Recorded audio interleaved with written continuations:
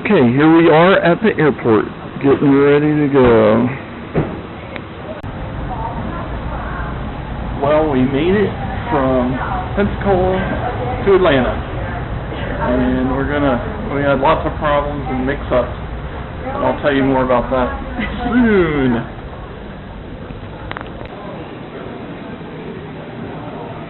There's Cherry-Ann getting some money in the Atlanta airport.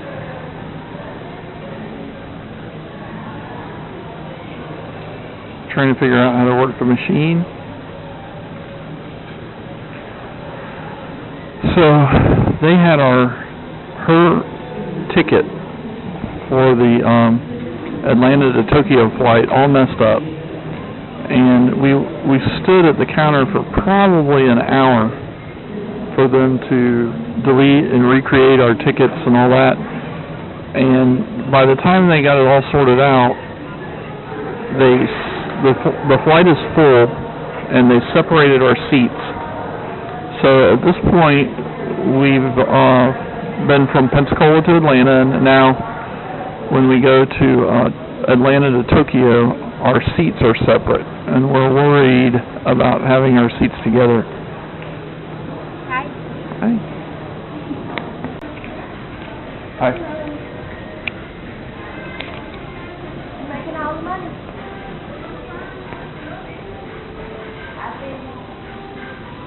Where you been?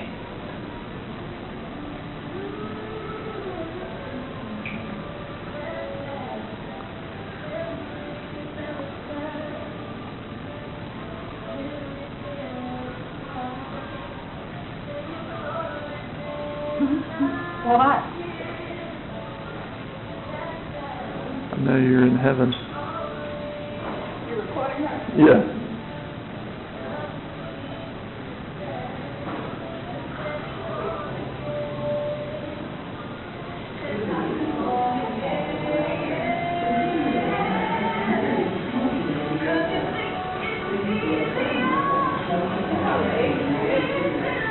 That?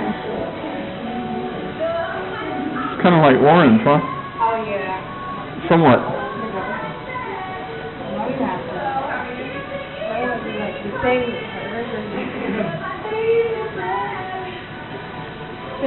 These look like Lauren has. Similar, not the same. Okay, we are about to get on our flight from Atlanta to Tokyo, and here's Cherry-Ann, and we got 2 neck pillows for this.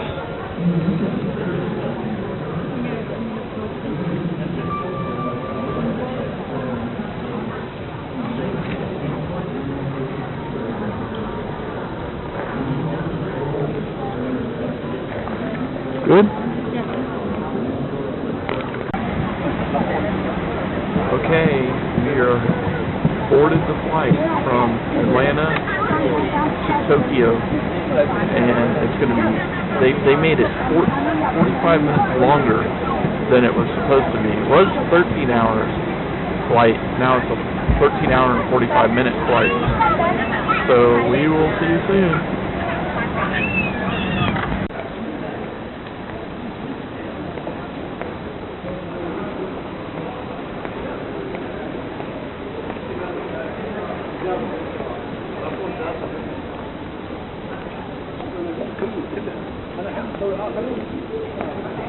What's Docomo?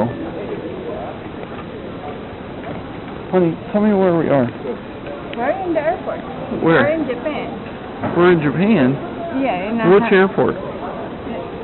What airport? Haneda. We're in Haneda? Haneda. Wow, look, Haneda. Look at this. It's confusing. But it's fun. Yeah, it is.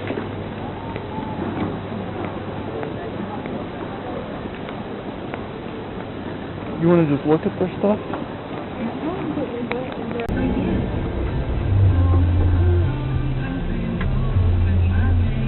I should have thought of that.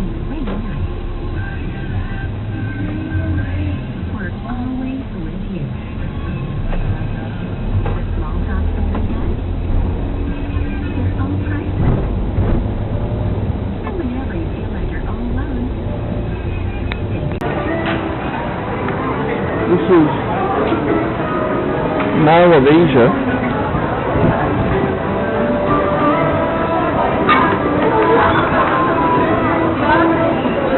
El Polo Loco. That's Breaking Bad. Okay.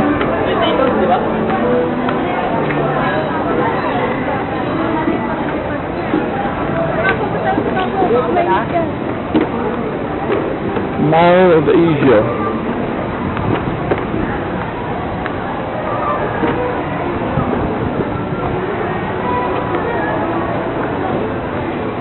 Now we want to go up to that second floor where he said, you remember where that was?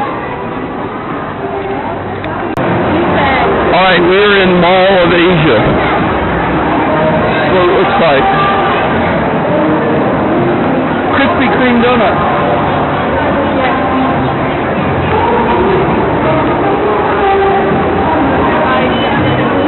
Let's go that way.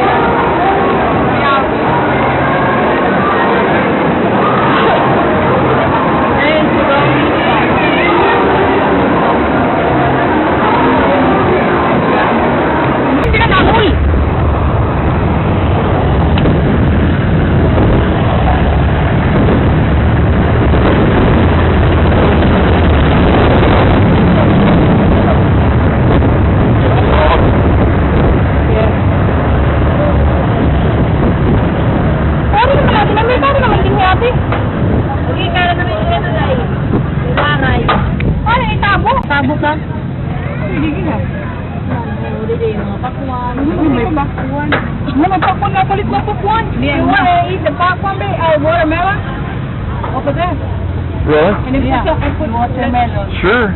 Watermelon. Yeah.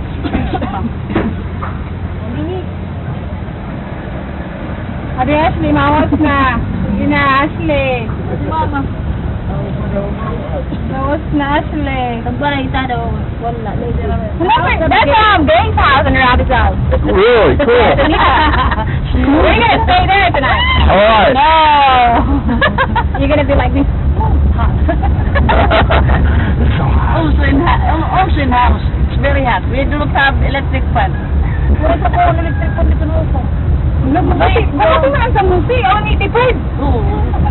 Bakit naman 185? Kudo ako tumtingin mo ka. Bakit mo ba lang? Here we are, babe, right? Here we are. This is our house. Wow. That's so cool. This is 8 months. Man, you guys are really working on this. Your uncle.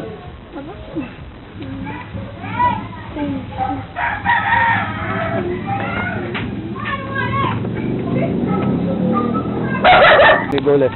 Perfect.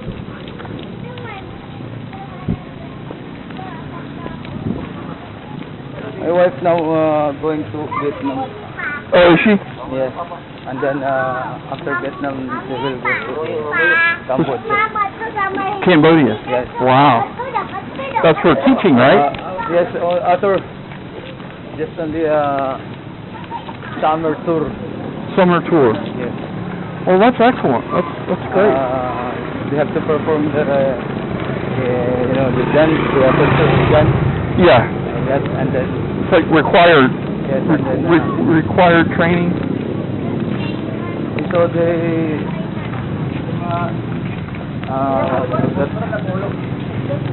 perform is singing, group singing. Oh, that's neat. Yes. That's cool. And also dancing, cultural Dancing? dance. Yes. Wow. At the same time they're dancing. At the same time they're singing. Singing and dancing. Yes. That's right. Great. For 1 month practicing. Wow.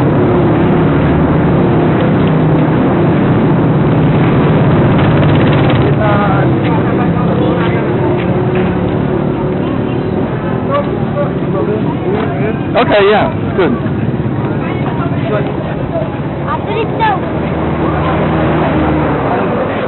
know, in every Saturday. What's that? Saturday and Sunday.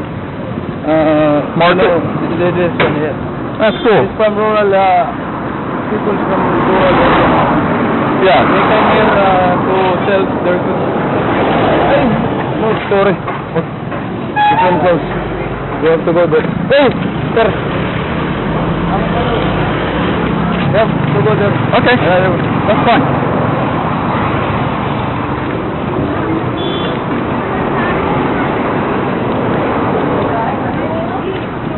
This one selling for a very low price.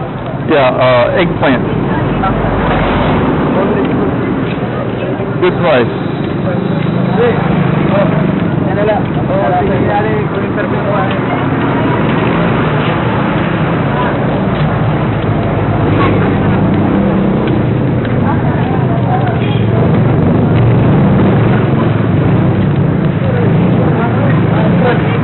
Okay.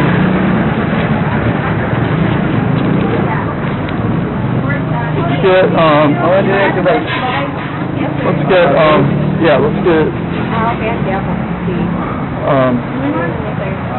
let's Coca-Cola.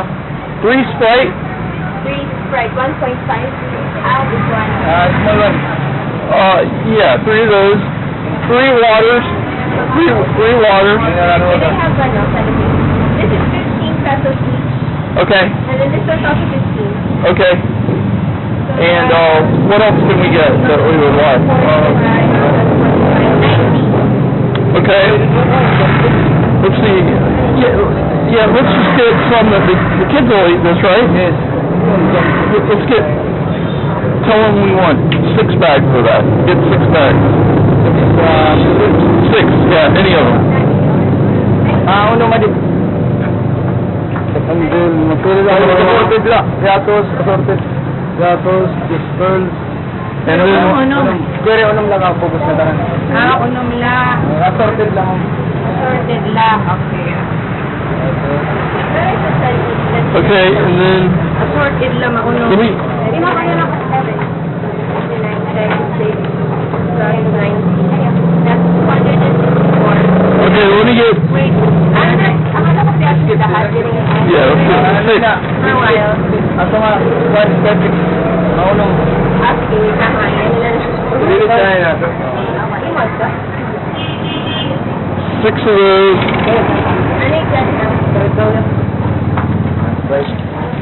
I'm gonna drink one of these right now.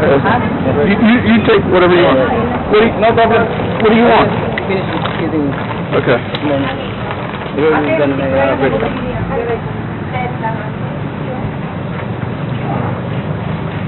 You know what?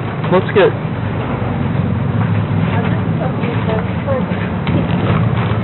You know, before this is this guy. Yeah. Those, and then let's get 3 more waters. 3 more waters, please. Because I'm gonna just put a couple of these in my bag and I'll drink them later. Trying to look at like Butilya. what else is good? Like food that you can eat. Let's see. How about these chocolate sky flakes? You have to try this. Have you had them? Are they good? Yes. They're good? Okay. Hey, when they're ready. Ma'am, yung pa ko yung chocolate nga ko. 6 of those. Ade, chocolate din, ano man is. We want 6 of those and 6 of those Skyflakes chocolate.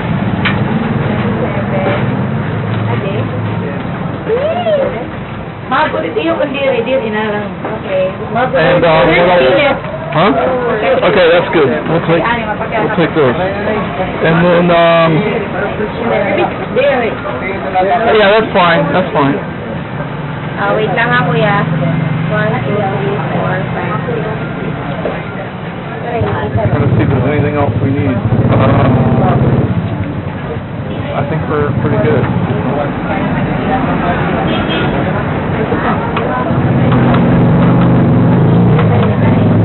What is that E500 in the top?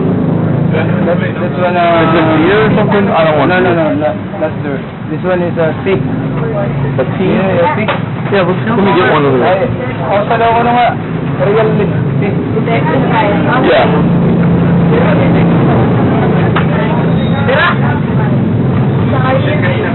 I'll take that. I'll take that right now. Yeah, thank you. How much? They're adding it up. They're coming. Yeah. No problem. This one,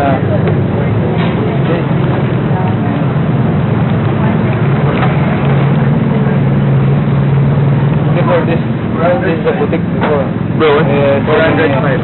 405. They're selling clothes like that before Yolanda. After Yolanda, big problem. Really? Shooting. I received 500. Okay. Thank you for doing this. I might need, over the next day, I might need to do this again and again, you know, depending on what we're doing. You know this one? Dyan, All the big body part. Oh, really? You know, Korean, Thank you. they're not using hand gloves. Thank you. We're not using hand gloves? Yes, they just only carry the body and then put in the hand. Let me put this in my wallet. But they have you know, the spray, I don't know what kind of spray is that. Like antiseptic or... Maybe. Disinfectant like that. Yeah, disinfectant is what I... Okay, thank you. Thank you. Thank you.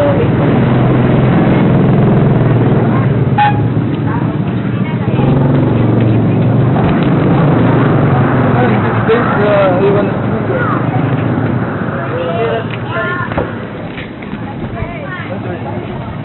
very happy after the... Take this and try. Let's, I don't want like all the kids to go crazy. We'll give them No some. problem, I will handle this one. Okay, thank you.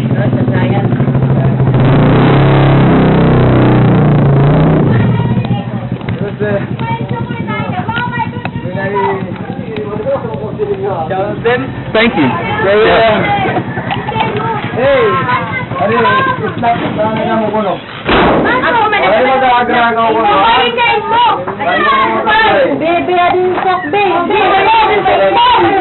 There's water in here too. Tea. Waray magkukuha na. There's water. Some Sprite. Ayaw pa ba? Kaya ko sa share.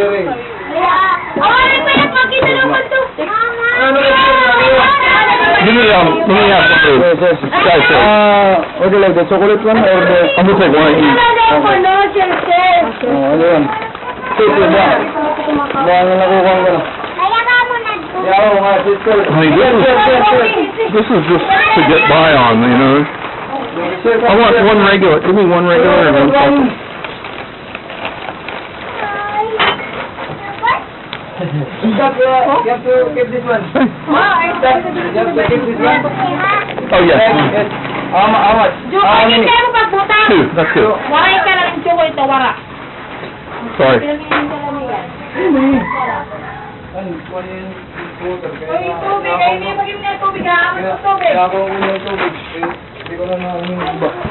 Big mess, huh, Mama E? Yeah. What is that?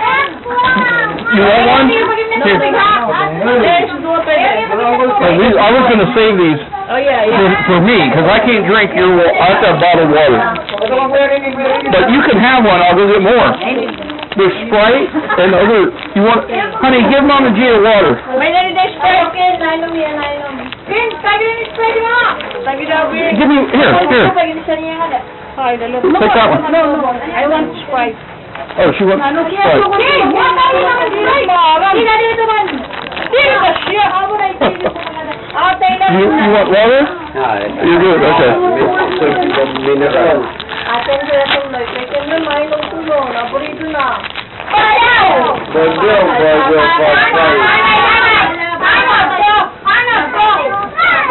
Papatay ka, mapapatay. Papatay ko, Diyos ko. Bye. Ato ka na, Oy, mga din! Lando. Ito, wali yung lando. An? Ate mo! Nagpapawari ka man! Who's that? Ada mga lando! Who's the construction? Yan na naman lando! Go. Nagano ka? Chat ko yan, baby. Hoy, alin, pangaba! Kari! Balong, she said, babe. Yeah, balang! Alin na iba. Sige, hindi na. Bakit na nanay, Gis? Bakit yung nanay, iba?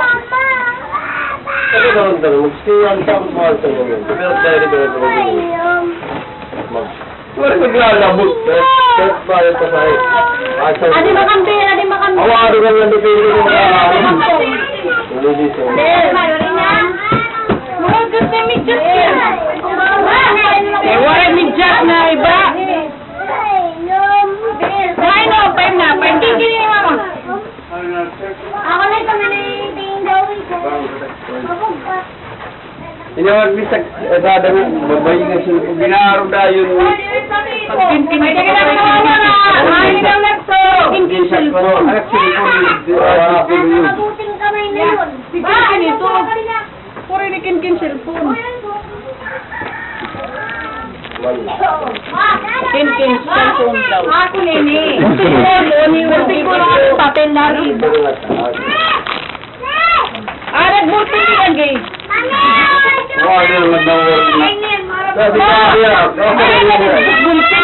Flower base. Next. Oh, what are you back?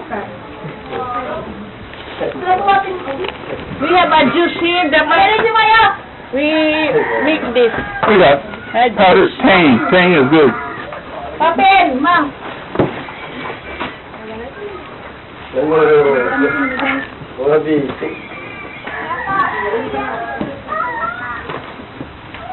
Yaren, hindi na itong asukal. Ada ni equal.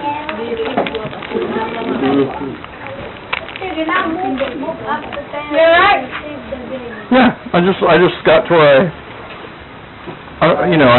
we've been flying for 3 days.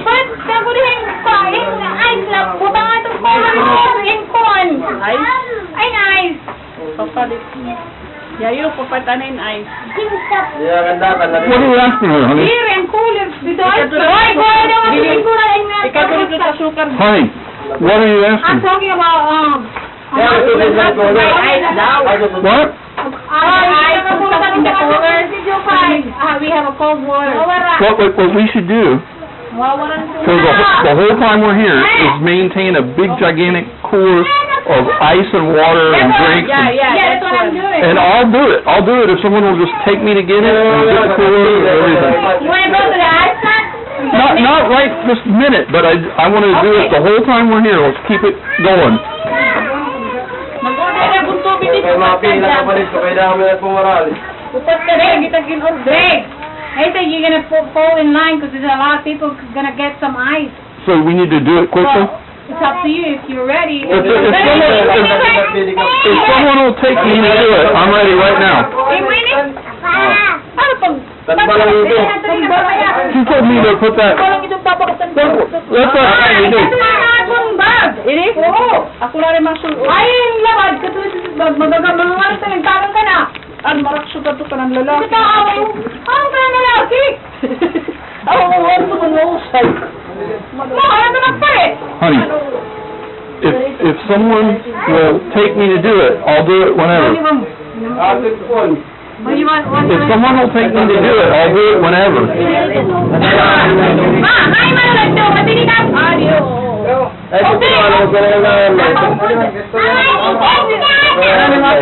Kita akan aeroplano.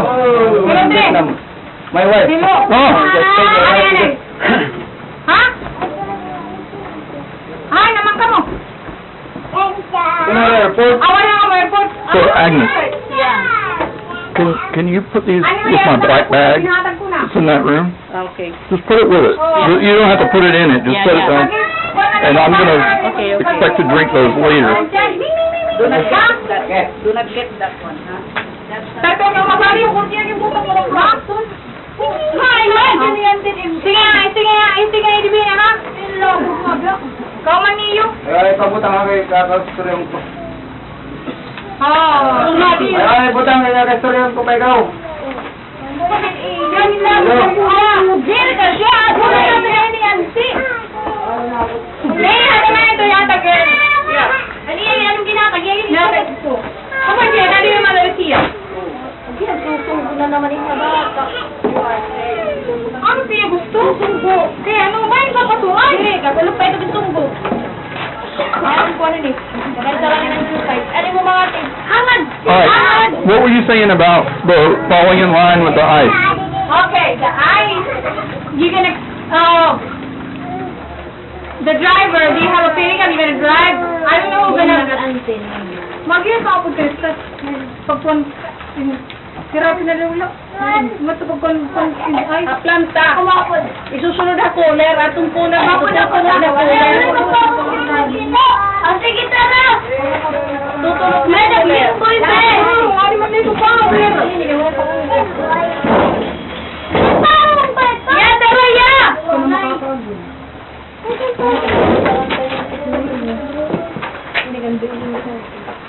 Babe, for me, I'm not gonna go with them. Just give them money to buy something. And then we can work in there when they get. Why can't I go with them? Huh? Why can't I do You it? wanna go with them? Yeah, I wanna go, and then, but do they have a big cooler? Yeah, they have 3 cooler there. It's Alright. not big. It's just like this big. How much for you can go? Oh, it's big.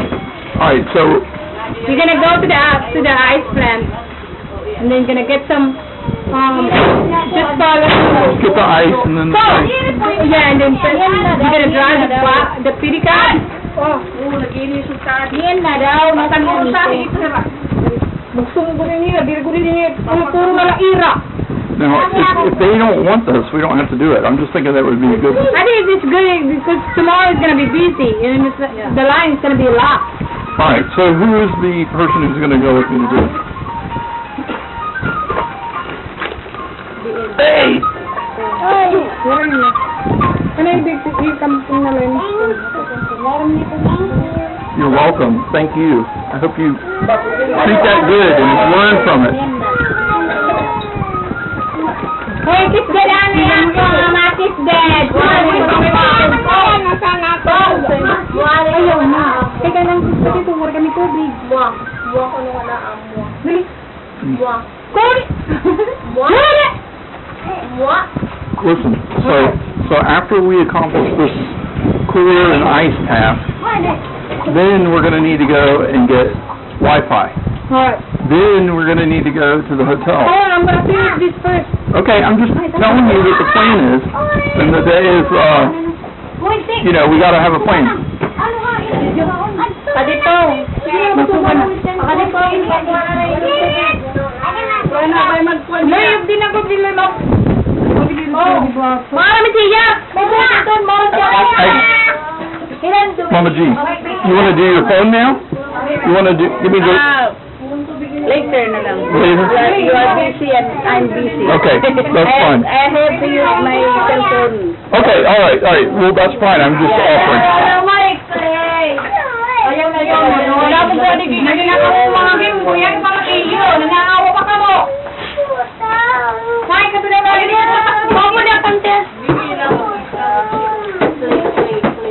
Hihirapin ka na mo. Dito ka lang. Sige guys. Papat mo lang. Ay. Sunod na yun. Sunod-sunod na niyo. Ano ba saya?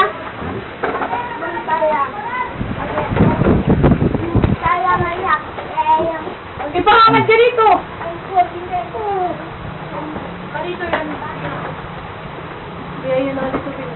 Kaya dali. Oo. Kuha doon kung sukahan. Di David magpaparain. Ang lalay.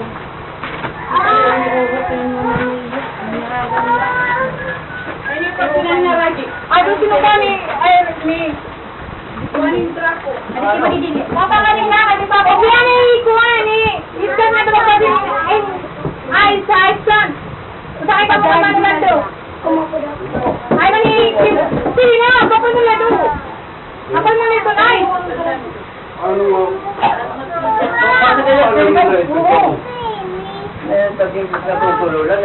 What are you doing? Gano'n ka puno, Day?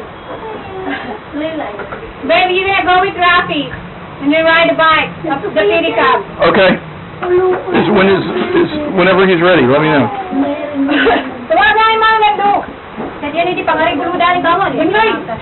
Tuwa na ito. Manipidani, hindi mabog siya. Manipidani, yung mga baw. Nagawa na ito. Unlock na ito. Unlock ito. Ayan, kaya mangarig ko na kita. Mangarig ko na kita. Lighting siya. Hindi ka rin. Sinilas na sila. Yan naman. Imola ka kami. Matawag ka na. Ano sinilas? Halikod ba rin? Okay, tumatun na ba rin? Kuhan porno. Ay, yung shabu.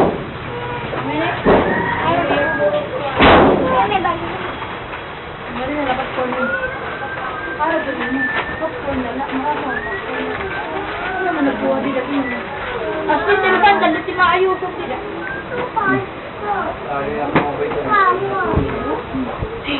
Wala ba wala nila ito? Tawa mo di mga gando. Ada tidak pindah kuat. Bari rin mga kwan. Kaya kailangan din si Mike. Kira guna ada. Ano nang chicharia? Ano, luwat ko? Kapi mo yung kamo. Labo ka nito! Nangangawang kamo kinariyaw! Labo! Pangurutas yung loy. Asay, parang nakamo. Ashley. Masukot ka pa, Jerry. Kuhay ko. Yung buntog dito. Pakilin. Hindi ka nang makakago.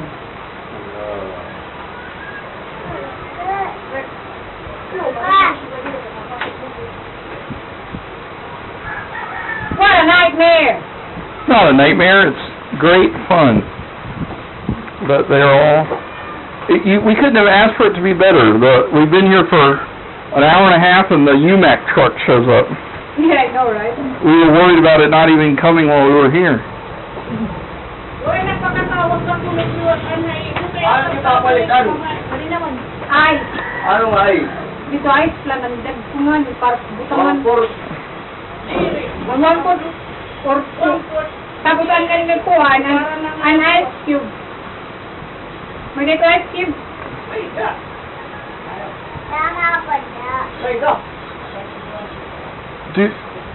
Honey, do they think this is a good idea to do this or no? Yes, very good. Because tomorrow is going to be. Come on, George. Well, honey, if I'm over here, like we're here for like 12 days, and I'm going to drink like 6 bottles of water a day. Okay, and We need to go to grocery. and so if we're going to get ice, we can do that. We can go to the grocery and just buy a whole bunch of water. Try ko ay, gaba hindi rin dumara pa. Anak na niya. Uy, yung mabuhat kaya pa rin ang cold cut. Joke pa. Hanapan na din ay. Hindi ka natin sasakyan. If he doesn't want to do it now, I'm not trying to push anybody. Let's get it right now because it's Going to get busy. gonna be busy.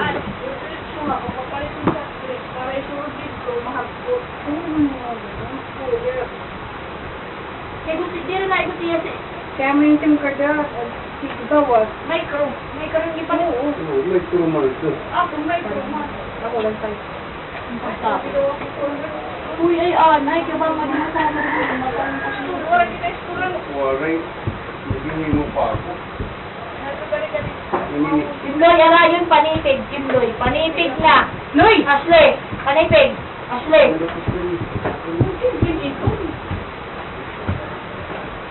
Baby, what is this thing here? Boarding air because health certification verified. I don't know. Let me see it. I don't know. Let's see. Okay, Secure booting air. Oh, the boots. Now, so you've got a different SIM card in here, right? yeah, I put that from SIM. It's still the same. When I put the T-Mobile, it's still the same. When I put like... Okay, well, the only thing boot certification verify would be like a locked phone. Now, if I had my computer here and we had Wi-Fi, I could search this out. Okay. Bye. But I mean, they did another one. Tell them to put it back the other way, and then when I'll bring my computer and go online and we'll fix it. We'll try to. Oh, you know the error. Did you explain to them that? Hindi daw rin ang naman, no, may Wi-Fi. Meron akong recharge. Tinadara niya rin ko. Where's the Where's the Wi-Fi that they use now, honey? Huh? What does the Wi-Fi hardware that they use now look like? It's just like the one we had, the Verizon, just look like that. Well, why wouldn't we just take that one and put a load on it, or? How is it used? This? Oh, we need okay. We need to connect multiple devices. You need only you can use it with the computer. One computer. Yeah. Okay, so never mind.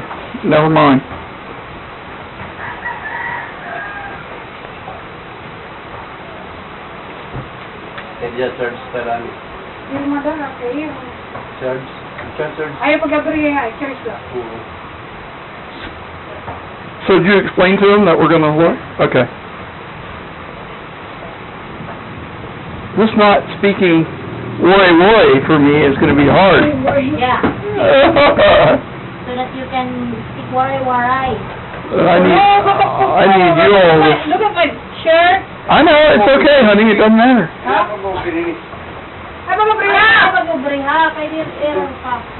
What's it doing? Pwede na mas maurot. Kaya ang tubig.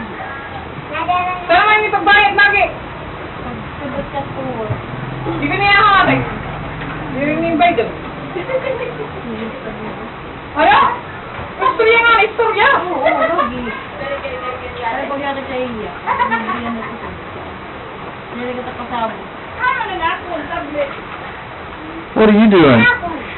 Uy, King! King na! Ayaw ka na ako! Pakita na ako! You got these on? You fit there? Pakita na ba ako? Oh, pastora. Mercy ka? What are you telling them, honey? So, about that shoes that he had one shoes that he can use for basketball. That one he can use to go to school. Don't worry about it. Just give him the shoes and let him do what he wants. Use the other one. Okay. I'm ready this. Ayaw ito. Bago ito, Ken. Bago niya ito, Louie. Yan, bad trip, Ken. Okay. Papayin ito kayo mo, ha? Hindi sa kiyayit may mga bad trip. Oo, ako yung kay tatatlong ng teko.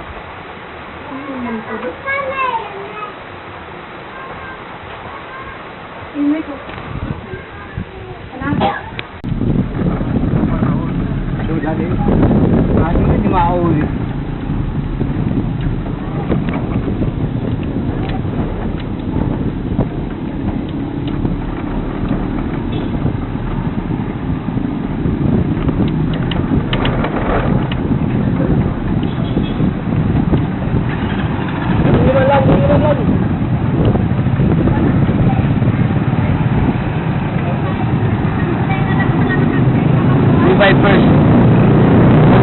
Okay.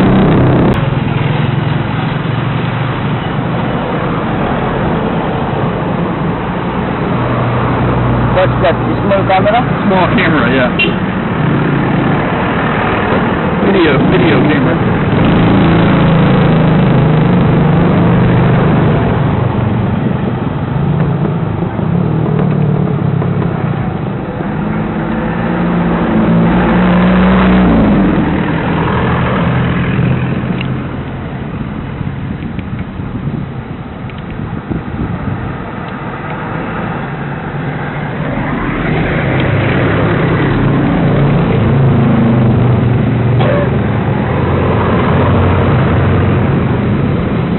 This way to go to Robinson. Okay.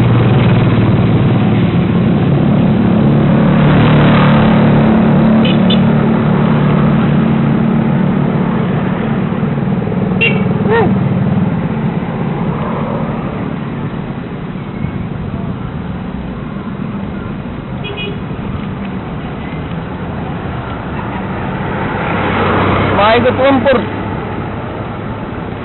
1/4 media. Saan nakaputi? Ako ito. 3/4. Hindi tao.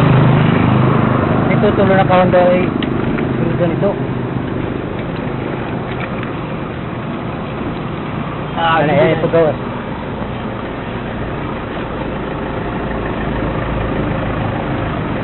Hindi na nilang yung mabayad pa. Jadi. Sige dito.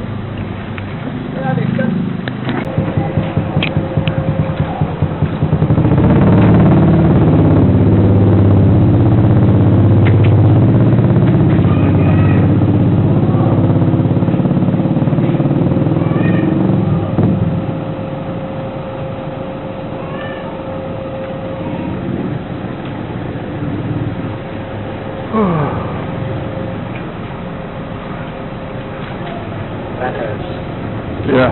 Crusher. Ice crusher. Yeah.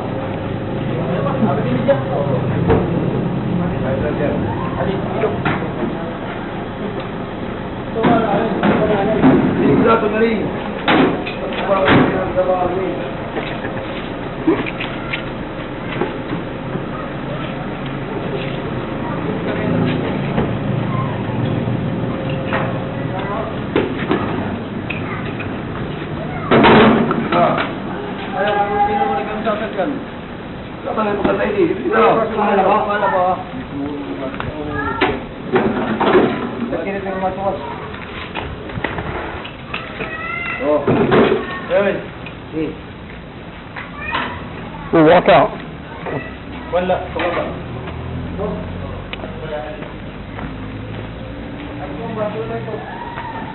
That is a big pain in the ass to do that.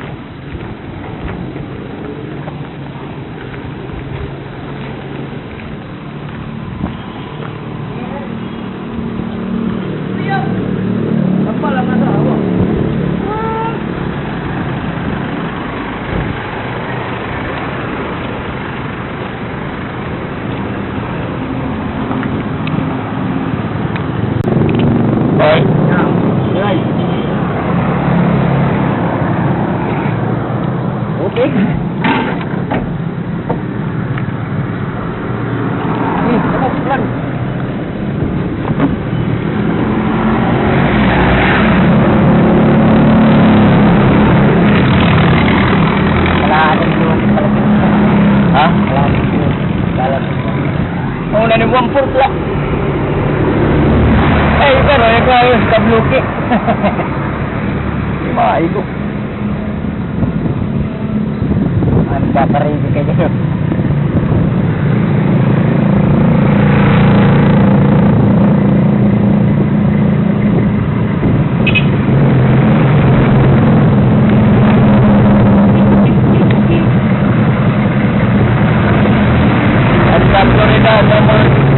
cam, no? What? Steady cam. Yeah. No. This is nice.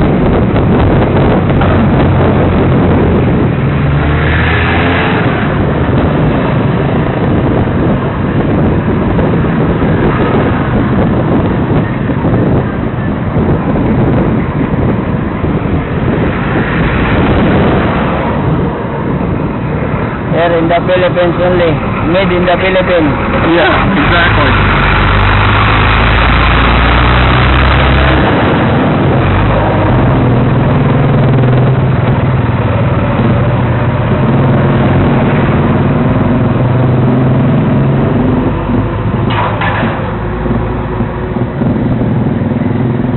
Ay, kok balik ko na lang. Oo.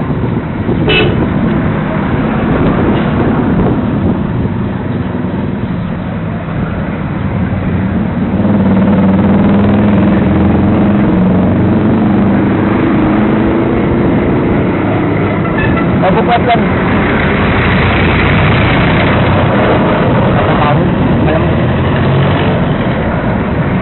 Ay.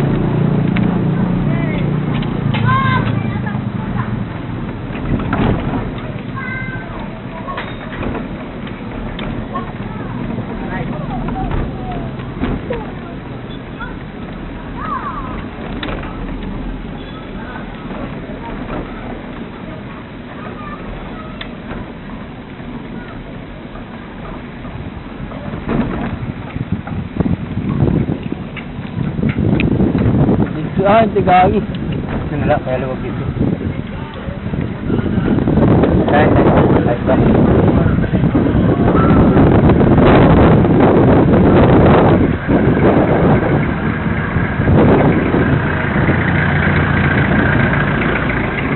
We are. Okay. Iwas, di ka maghuhulos. Ika. Sagbay tayo sa kubo.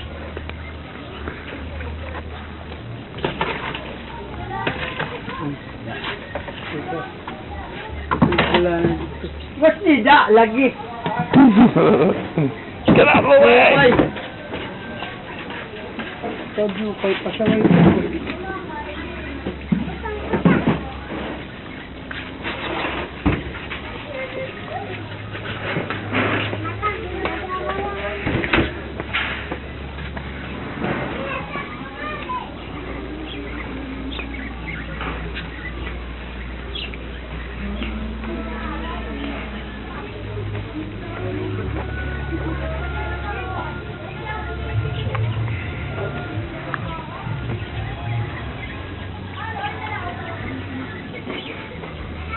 So we're gonna go get the Cokes after this, right?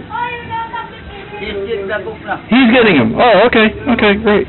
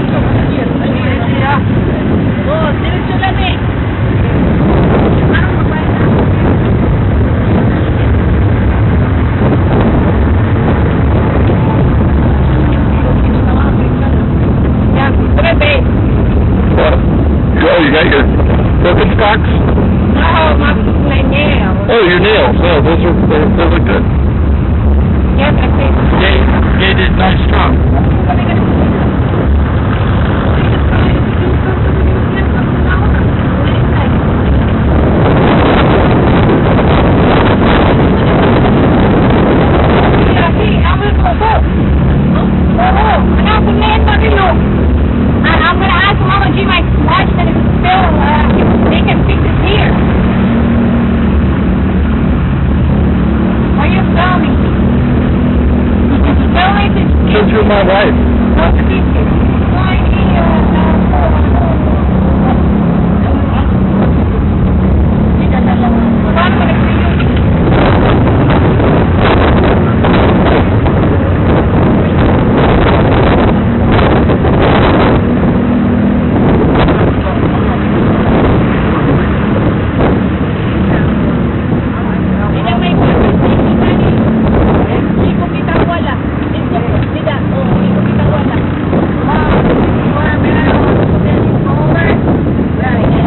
We got lights too.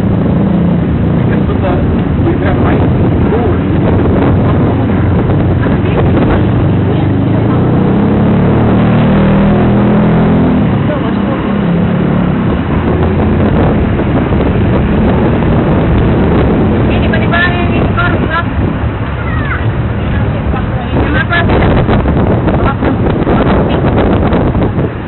Are we there?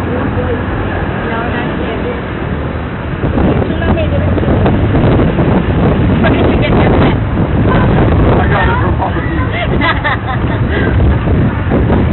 This was my dad, and then I took it to my box, and I dropped halfway around the wall, and put it back on.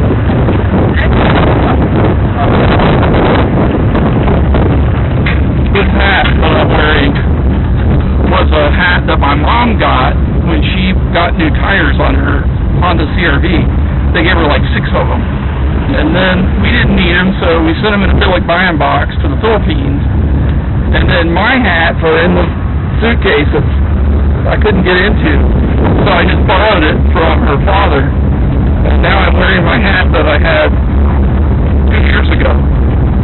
Sent it to the Philippines, and now it's on my head again.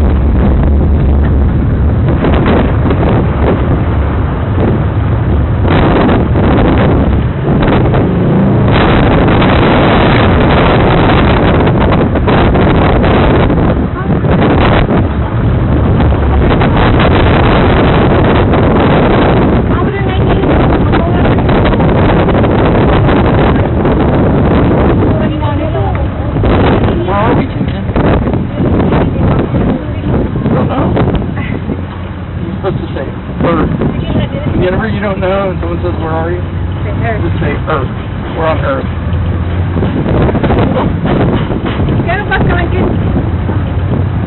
How do you say Earth before I go? Earth?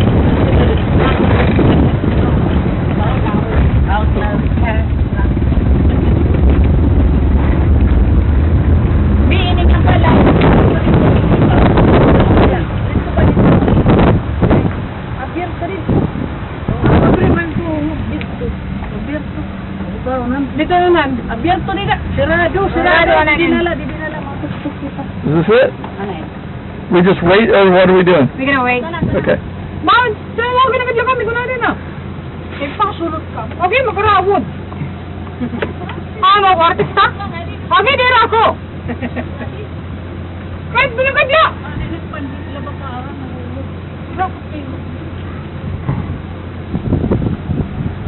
What Okay, happened?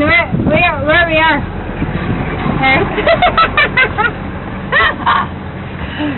King, where are we? Look, we're on Earth? That's true. We are. We're on Earth. Look at that mountain back there. Right there. Look at this. Like if I can have a subway. Listen, we're gonna eat because we're hungry. Okay. We're gonna put the baggage back in the scale. Okay. Well, you know, I have to tell you because you didn't say, oh, we're all going to be eating soon. Well, we're only following you. You're hungry, we're gonna go. Okay.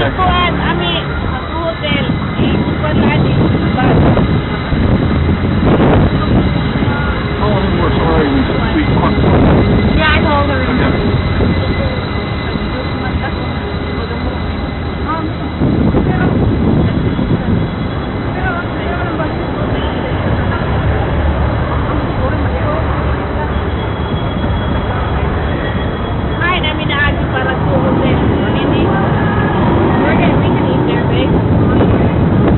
There's a mountain. chicken? Sige, we can find it. Whatever you want to do. We have to put that first. Okay, let's do it.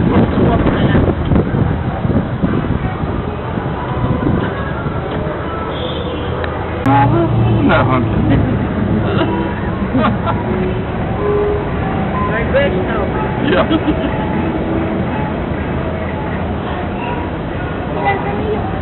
Kapit din, kapit. Hold it.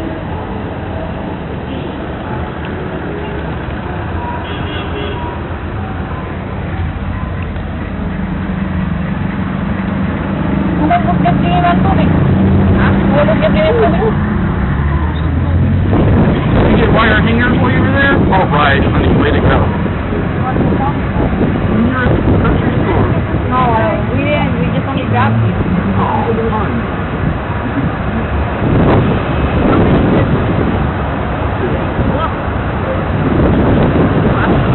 Where can we get wire hangers?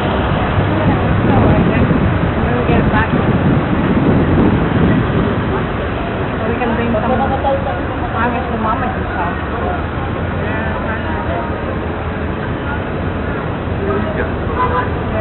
They're police patrol. Are they real cops? They're trafficking horses. Trafficking. Yeah.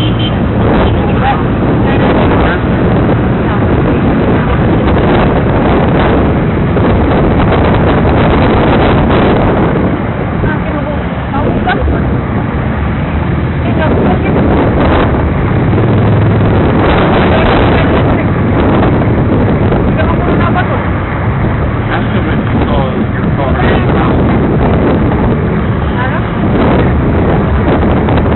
I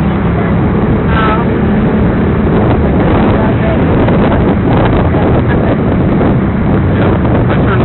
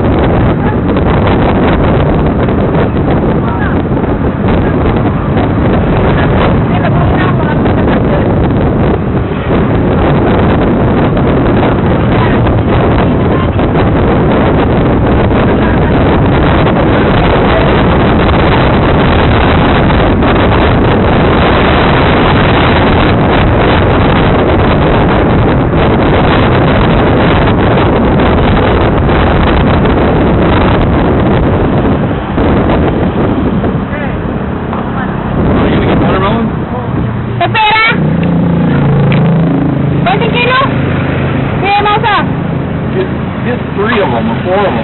No, maybe it's a lot. Huh? It's a lot. Who's gonna buy? You buy it. It's not gonna be maybe 100. What's that say? Kira ito? No. 160? Oh! Ano ha? Oh, sala. They'll hand them through to you and you can put them What? hand them through to you. I don't understand. Hand the watermelons through the window to you and you can put them in. Yes.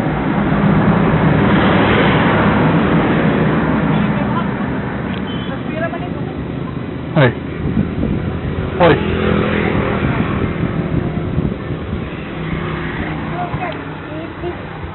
Oh no, we No. need a whole one.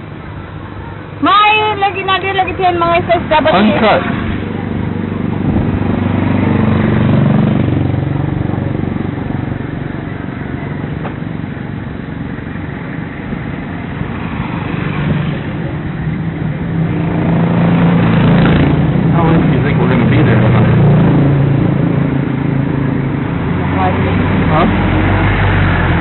probably want to stay late. Kaya kaya ba? Like 8 or 9. Probably. Cute. Wala ka ba yung mo?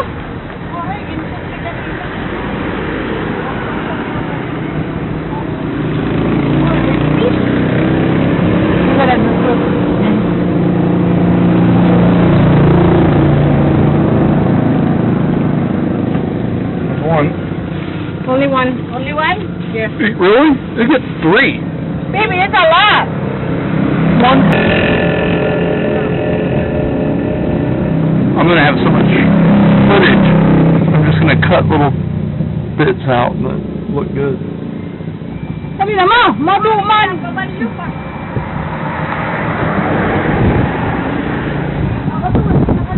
Gindalagan na. Sige, kuha na lang tanan. Hindi na nakakuhan.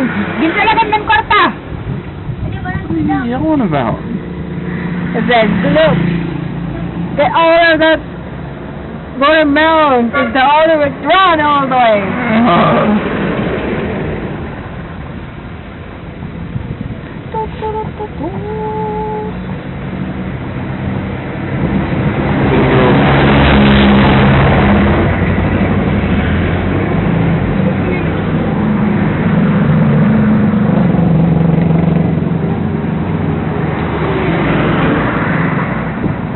What are they doing? Growing the watermelon? This is watermelon. Watermelon. There's the Well, this watermelon. is the watermelon. There's a ball. Whoa! Ken! Nakaw ka pang balot, Ken! Nakaw ka pang balot. Ay, kabala ni putis ka. Ay, ganito, marautan, tuma. Gusto mo na mo, tumanda ako.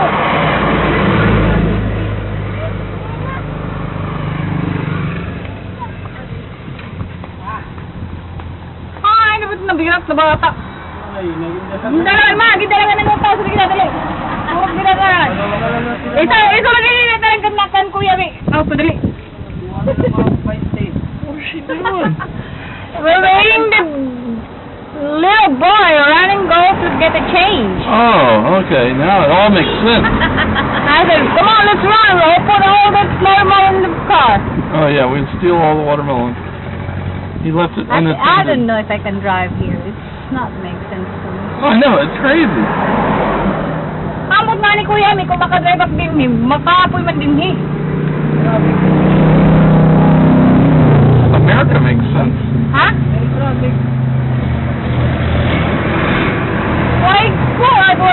Waray, disiplinarot ko, mga driver. Oh, ito dito kuya, may kay balakbog ko nga, may ticket ka dayo. Oh, may ticket pa ako siya. You don't have change? No change. How much is it? Pirang tulo. Pirang tulo.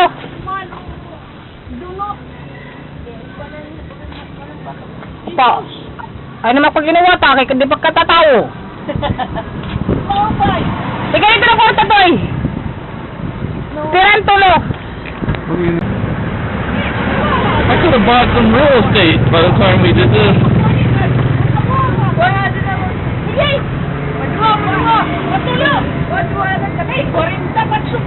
Yeah, and you take care of that. How much are you gonna?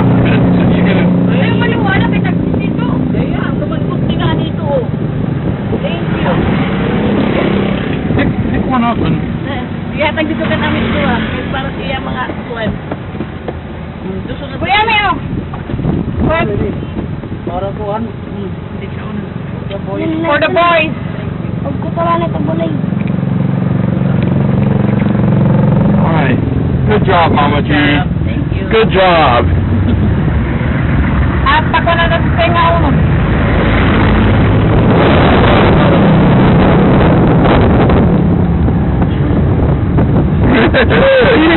Kiki got a haircut. Good head.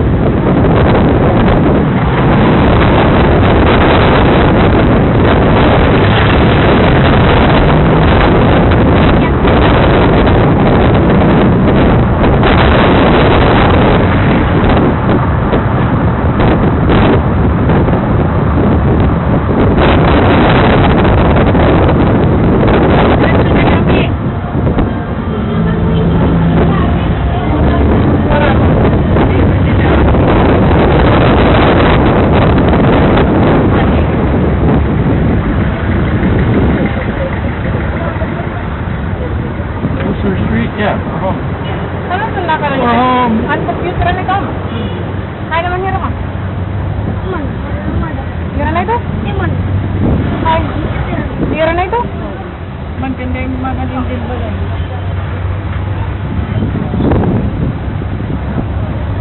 Pwede naman phone, chat. Oo, worry pa phone. Hey, bata! Hey! Ang kopiya na ini. Sunog ko yung anak. Wala sa mo. He's been walking the street. Yes, that's his son. Really? This is his son. The youngest. He's just out walking around? Yeah.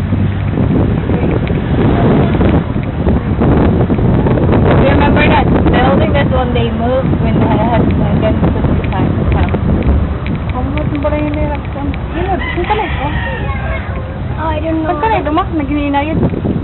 Alright, and we made it back to the Guitardo house. Kada ka na yun? Yeah. Maganda ka nito? Ito nasa pinyara baby, nag-inina yun. Now, what do you do with them? You just... Oh! You shoot on the dog. What do you do with them? You... Eat some thing, food.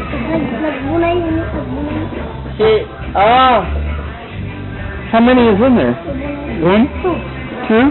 So there's eight. There's eight. Eight. Eggs. They have eggs. Wow. Boy and girl.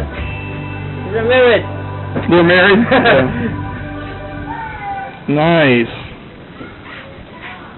So do you play with them every day?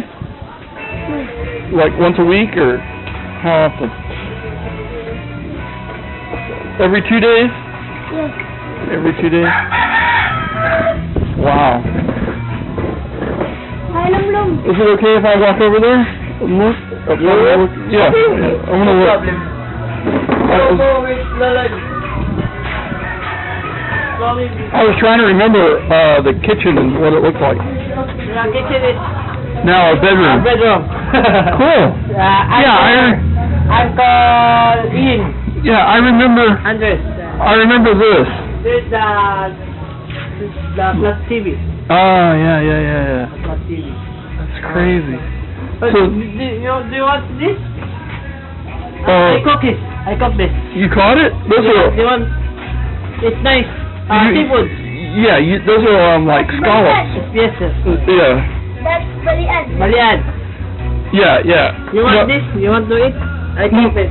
No, not right now, but maybe. But when did you catch them? Where? At the sea. In the Yeah, sea. but when? Like yesterday?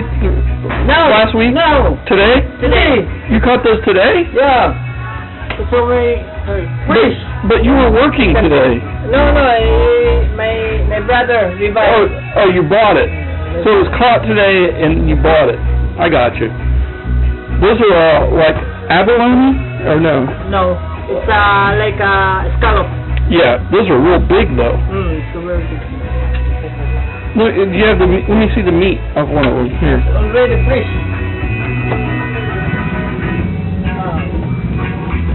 We have here in chick. Let's see. Fighting stock. You want to see fighting cat? Well, they're not gonna get me. Let's see. Here. Oh, those are fighting cockroaches. Cool. Only 2 weeks. 2 weeks old? Yeah. Wow. This is the father, the fighting cat. Wow. That's amazing. This is a good Rooster. Yeah. Now, is he gonna bite you if you go? He won't bite you. Yes. He will? Yeah. We have plenty of fighting cats here. Now, what's this? Tomorrow we have fish that. They're gonna cook that one for him? For tomorrow, huh? Yeah. So this, I want to see the oysters, or the scallops that you had. Oh, over here, right? No, it's kind of here. Oh, all the meat's gone. Yeah. I'm with you. That's amazing. Those are big. A plenty of shield, balian. Yeah, Look like scallops. those are nice. Those are big ones. It's nice. Tomorrow It's like- it's sweet. It's like we cook meat, but yeah, over there and we put butter. yeah. But Yeah. it's like blackening. Yeah. Yeah. Huh? I cook. You want You to cook it now? No, I'm good. But I think it's really cool though that you guys are doing that. This is your silver. Oh, that's I didn't wine in the Philippines. That's great. That's great. Well, you guys have really been High on carried that chair. Yeah. That's where it landed. And do not go down. It stayed right there, Stay there. and you just left it. That's funny. Wow. It's amazing what you guys have been through. Yeah. It's really amazing. And this is Now Uncle. as a small now. There's a generator. Yes. As you said, we put it there because the rain is. Did it work good for you? Yeah. Yeah. Did you good? Good. We got you guys got that generator, genset. We pull out. No. No, but I was saying, Cherry Ann sent the money Yeah. to Yeah. Oh. And I was We continue go using every blackout. you bring it out and Yeah. use it. Good.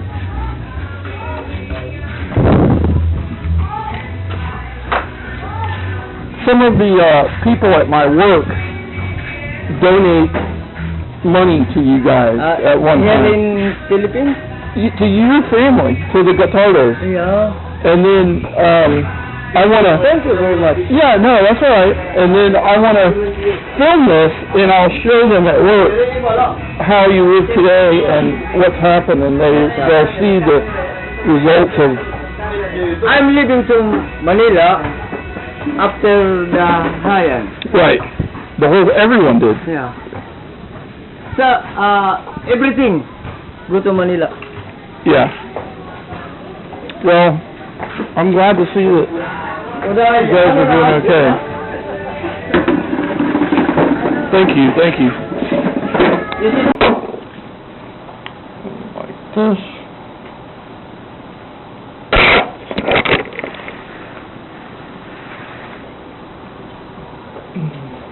You got a duck. Who put this here?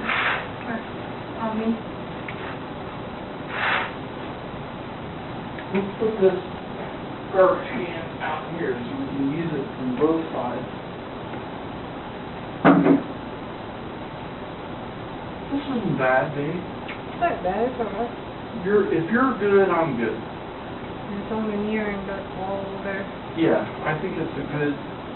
I had to work hard to accept this, but I think it's good.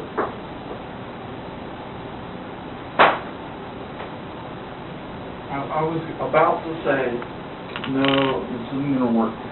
You see that space right down there? Mm-hmm. We could unpack our suitcases and stack up.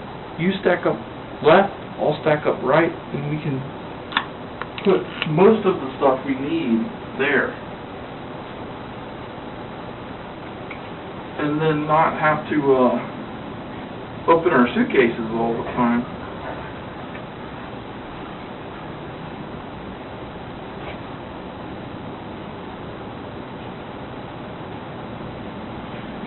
This is actually cozy.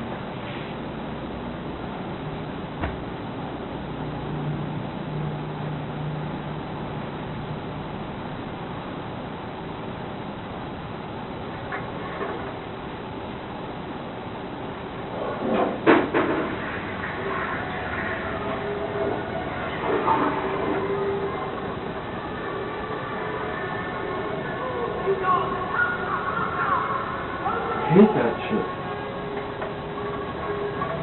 Come on.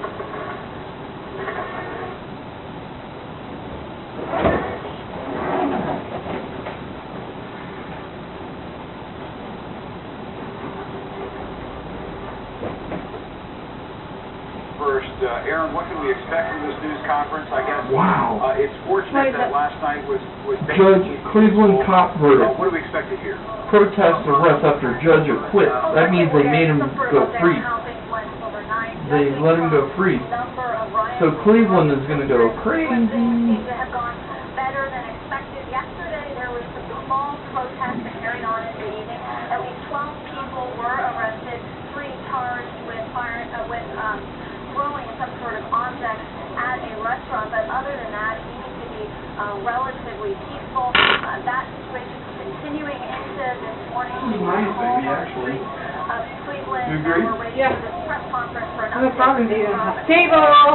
Yeah, there's no table, I can't get my computer. And Aaron, what was different? Hey, I'm full. Alright, let me adjust it. I'll fix it. Relatively speaking. I gotta pee. Let me Who's that pee. guy? I think that we have to remember that this was a case that took place in 2012. Following this incident, the Justice Department launched a 2-year investigation into what happened and come up with a series of recommendations to deal with what they determined as an excessive pattern of force on the part of the Cleveland Police Department. And the community has had time Did you get all the lotions and stuff you need? Yes, in there. Yesterday, we saw members of the community coming out on the streets and vocalizing their upset at this court decision. The family, we heard, urging... Oh, there's a fan. That's great.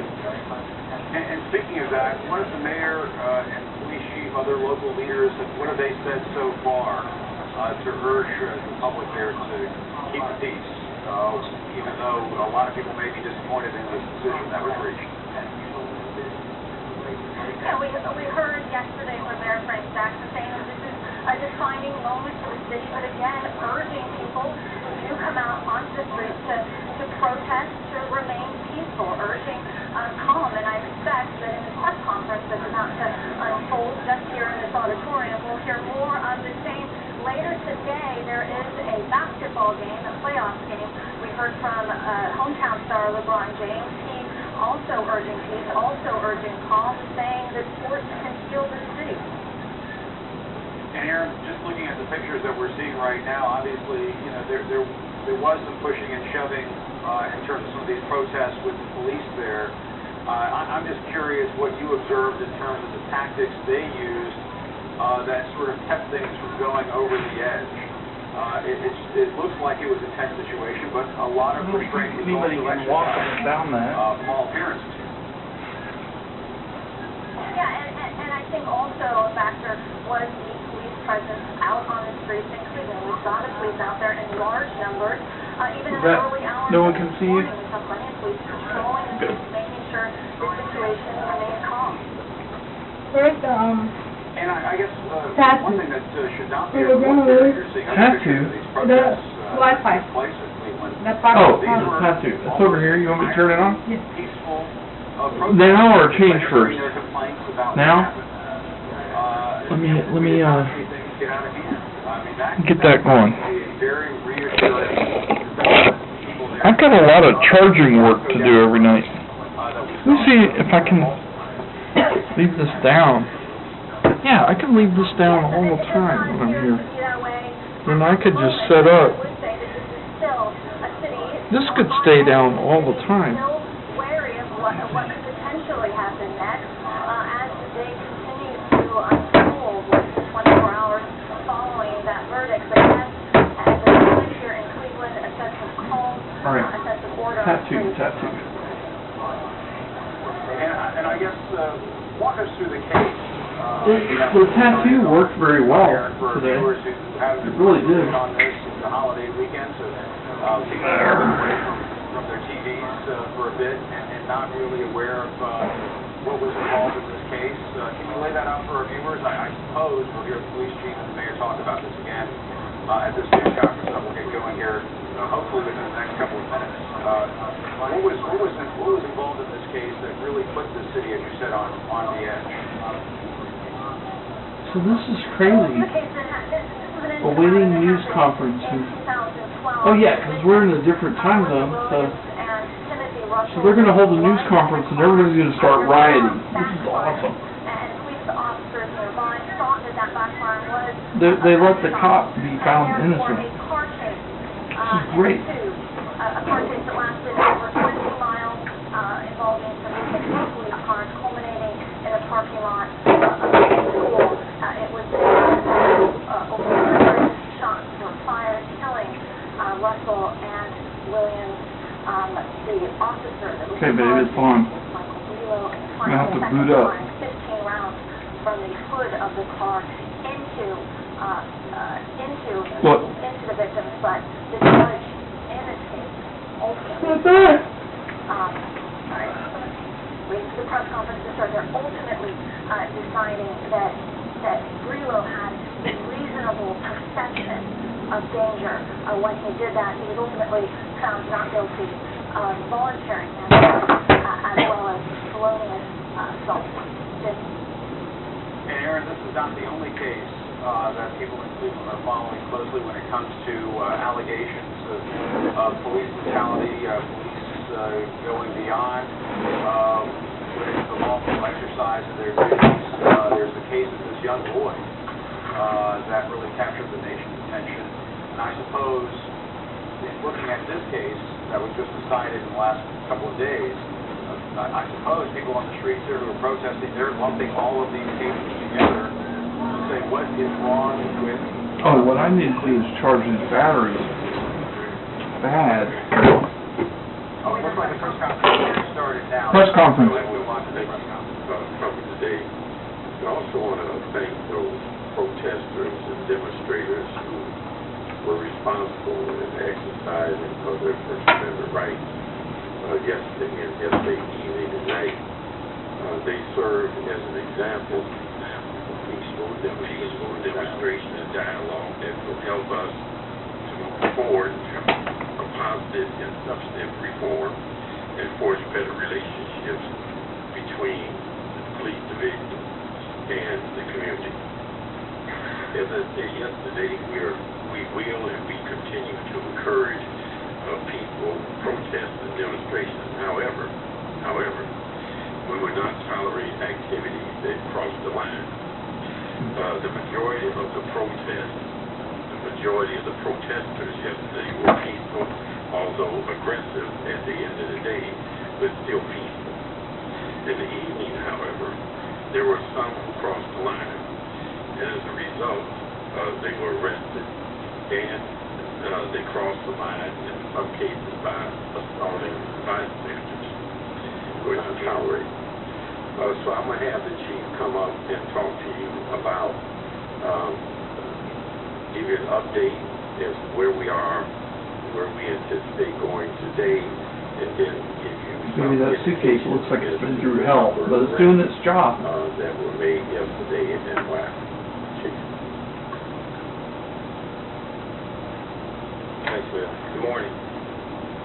First of all, as the mayor stated, the majority of the protesters and the protest activity yesterday remained peaceful, although sometimes aggressive, but still peaceful and within the bounds that we expect from people here in Cleveland. We made sure that we allow people to express their First Amendment rights, to express their Are you going to sleep, their babe? anger and frustration about Right the now? events that have unfolded here Okay, in go to the sleep. country. And we gave people the space and provided a safe environment for them to do that. Throughout the early part of the day, those activities again remained peaceful. As we began to go towards the early afternoon hours, things got a little more aggressive. Protesters actually blocked one of our major thoroughfares, Route 2. This is a dangerous activity, and we try to discourage it, try to prevent it, because, you know, a highway with cars going 60 miles an hour is a lot different than a public roadway with 25-mile-per-hour speed limit. So at that time, officers moved in and basically gave warnings to those protesters that were blocking Route 2, and they dispersed and got back on the normal roadway. Protesters, after a certain time period on the west side of town, came back downtown and entered Tower City Center, one of our downtown shopping areas. They became disruptive. The officers of the Division of Police, along with security from Tower City, was able to get those individuals out of Tower City at which time the businesses in Tower City closed for the remainder of the day, just as a precaution. As stated earlier, protests basically remained peaceful until the latter part of the day, when people began to get more aggressive and at times started to cross the line. As I stated yesterday, we would not allow people to commit acts of violence, either against property or persons, in this event, and officers moved in as soon as those things began to happen. On East 4th and Huron Road, one of the protesters actually picked up a sign from one of the restaurants on the sidewalk and threw it at a patron, injuring that patron and hitting him in the head. That protester, officers moved to arrest him. Other protesters interfered with that lawful arrest, and 3 people in total were arrested. The main protester for violent assault. The other protesters for crimes ranging from obstruction of justice to aggravated rioting.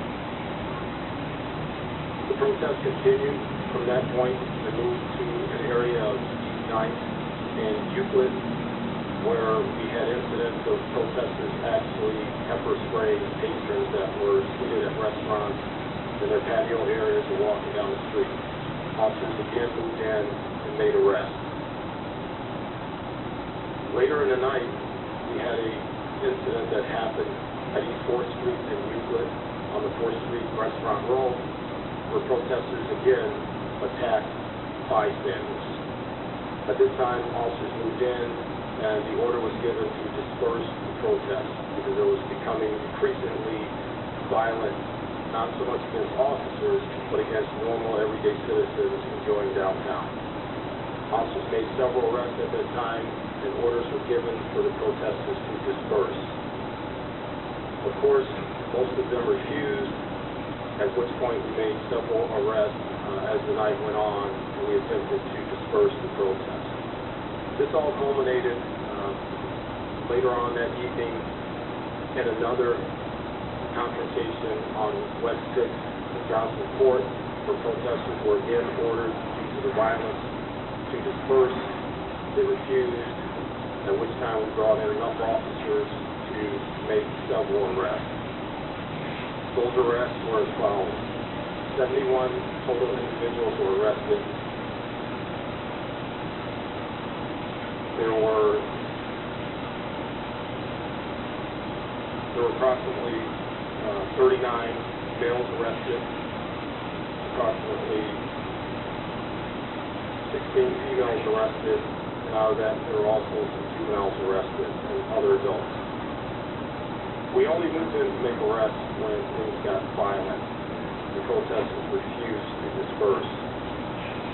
We wanted to make sure that people understand we're going to help you in this process, but if things turn violent, as we stated in the beginning, we will take action to preserve safety in this city. Thank you. Any questions? It is hard for me to see you about.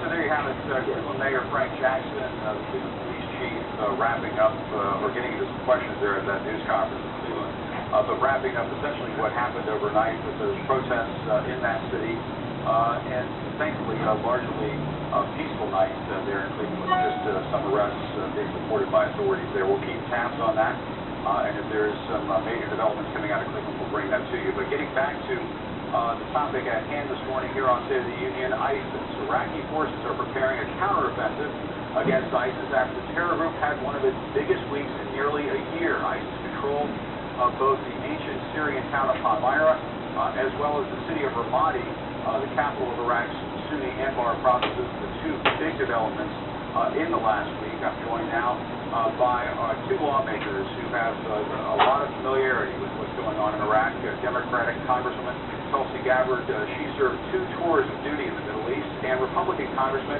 Adam Kinzinger, who served as an Air Force pilot in Iraq. Thank you very much, Congressman, for being here on State of the Union this morning. Let's get right to it. President Obama said earlier this week that the U.S.-led coalition is not losing this battle against ISIS. Congressman, I'll go to you first. What do you think about that? Well, maybe, I guess, let me go to Congressman Gabbard first, Congressman, and then we'll get to you. Please. Congressman, what do you make of that? The President saying the U.S.-led coalition is not losing. Clearly ISIS has gained momentum, in particular over the last week, as we've seen the ground that they've gained both in Iraq and Syria. And I'd like to just break it down to what I see as the basic problem here, especially in Iraq, where we're seeing the Sunnis continue to be persecuted by the central government in Baghdad. Their distrust for the central government, this Iranian influence, Shia militia, has really created a situation where just as a matter of survival, they have no place else to turn to protect their families and their communities other than to ISIS. You have the solution. You've got the Kurds, the Kurdish Peshmerga, and you have Sunni tribesmen who are literally begging. I met with a Sunni tribal leader last week in Washington. They are begging for arms, heavy weapons, ammunition to be able to fight against ISIS, to protect their families and their tribal lands and their territories. But still, to this point, both the U.S. and the central Iraqi government is failing to provide that, and therefore ISIS continues to be able to grow. What do you make of that, Congressman? The President's assessment last week that we're not losing. well, of course, you're not losing and you're not winning because we're not really engaged in the fight. I mean, at some point, we're going to have to understand that the goal is the destruction of ISIS. The President, when we began this attack, I guess, on ISIS, he said, we're going to do it, we're going to bomb them, we're going to hit them, but we're not going to put troops on the ground. And that's what the President did, was say, look, we need to destroy ISIS unless that takes boots on the ground, in which case the existence of boots on the ground is worse than the existence of ISIS. I think the President needs to stand in front of the American people and frankly lead on this and say, look, this is a cancer that's growing in the Middle East. This isn't just a situation where if the house catches on fire, it'll burn down and then we just look at a burned down house. This is now a house on fire in a densely-packed neighborhood where this is going to spread to other places. So I think we have to be very aggressive at stopping this cancer now in Iraq, in Syria, in Libya, where it's existing. And I think we have to show a big, major blow to ISIS, because right now you have a lot of people that are, sitting in their basements looking on the internet that want to join ISIS, not because they want to be martyrs, but because they want to be part of something big. And it totally shows that the chance of martyrdom increases greatly by joining ISIS. I think we're going to continue to see this problem with foreign fighters. And I want to toss out to our senior international correspondent, Arwa Damon, who is joining us from Baghdad. Arwa, even during this conversation here, obviously we'll get back to the Congresswoman and Congressman in just a moment, but is ISIS being pushed back? Is ISIS losing ground? Those are two assertions that the White House was making last week to sort of cool down all of the second guessing that's been taking place here in Washington. What can you tell us from the ground there? Look, first of all, one has to continuously keep in mind that the battle lines here are constantly shifting and small chunks of territory do regularly go back and forth. But following the fall of Ramadi about a week ago, ISIS did quite quickly push into various other smaller towns located to the east of Ramadi. Now, the Iraqi government has managed to recapture some of them, but not only on its own. You had a unit that was comprised of the Iraqi army plus, and this was arguably the deciding factor in all of this, the Popular Mobilization Unit, and that is this Iranian-backed Shia paramilitary force, and it was largely due to them that they were able to accomplish these very small victories in the grander scheme of things. They are using the Sunni tribes, we're being told, using them to hold ground, but these Sunni tribes are very underarmed when it comes to the potential threat that they might be facing by ISIS. But look, the government at this stage has no choice but to use unconventional fighting forces. As it is painfully clear at this point, the Iraqi government does not have its own units directly under its own command that are capable of taking on an entity like ISIS. And so let me go back to Congressman Gabbard about this. I mean, it seems that we have a strategy in place in terms of providing air support to the Iraqi security forces on the ground, or the Peshmerga in Kurdish areas to the north. But it doesn't seem like that is an effective strategy at this point, that it is just not working. You can get into semantics as to whether we're winning or losing or failing, but that strategy just doesn't seem to work. So what do you propose, do you think, at this point? Yeah, Jim, I'd like to point out a couple of things. I think that there's definitely more that we can do in providing these decisive blows with airstrikes against these ISIS strongholds. But the Iraqi government actually does have a choice. They have a choice by arming directly the Sunni tribesmen. As your correspondent just pointed out, they are woefully under-equipped. They have the will to fight. They are on the ground begging, saying, please give us the heavy weapons, the arms, the ammunition that we need to be able to fight against ISIS. Instead, the Iraqi government is relying completely on this Iranian-backed Shia military. The U.S. government is now saying, well, we're going to expedite more arms, more ammunition, anti-tank weapons to the Iraqi government when we see that these Iraqi security forces have cut and run and left their weapons for ISIS at a few opportunities. And these weapons are getting into the hands of the Shia militia. And I want to point out something that happened in the while we were going through the Armed Services Committee hearing process for the National Defense Authorization Act, where I co-sponsored an amendment that would authorize the U.S. government directly arming the Kurds and the Shia. We had a leader of the Shia militia, Muqtada al-Sadr, as we were going through this hearing live, quote, he said, if this bill is passed, we will have no choice but to unfreeze the military wing that deals with the Americans so it can start targeting American interests both in and outside of Iraq. So when you look at this, these are the people that the United States is aligning itself with who are essentially saying, we're going to come out and attack you if you don't do what we want. And Congressman, I want to ask you this because you heard some fellow Republicans this week, Senator Lindsey Graham, John McCain, talk about a proposal to send in roughly 10,000 troops into Iraq, primarily to do training and provide intelligence, that sort of thing, not to go and fight house to house in combat situations. What do you make of that proposal? Does that sound reasonable to you? What do you think? Yeah, it's reasonable. I'm not sure the exact number, but let's think about where we've been here. And the question is, are we winning against ISIS? 18 months ago, I called for bombing ISIS when they moved into Fallujah. At the time, we thought it was Al-Qaeda because they had yet to go through their divorce. I was accused of wanting to start Iraq 3. But we saw what happened then as it went on. ISIS grew, and eventually people got engaged and wanted to destroy them. We're seeing this movement continue to grow, and I think at this point we have to understand that every day that goes by where we don't push this cancer back, where we allow them to put car bombs in areas and alleys, we allow them to put IEDs in towns that they occupy right now, every day that goes by, the cost of liberating Iraq or the cost of defeating this cancer is only going to increase. So I think we have to do the force that's proportionate and frankly the violence proportionate necessary to push back ISIS. The president likes to talk about the fact that we're not going to send 200,000 troops into Iraq. I agree. I've not even heard a single person ever say that we need another 200,000 troops back in Iraq. You think that's a strong argument? What I am saying, a bogus argument? I think it's absolutely a strong.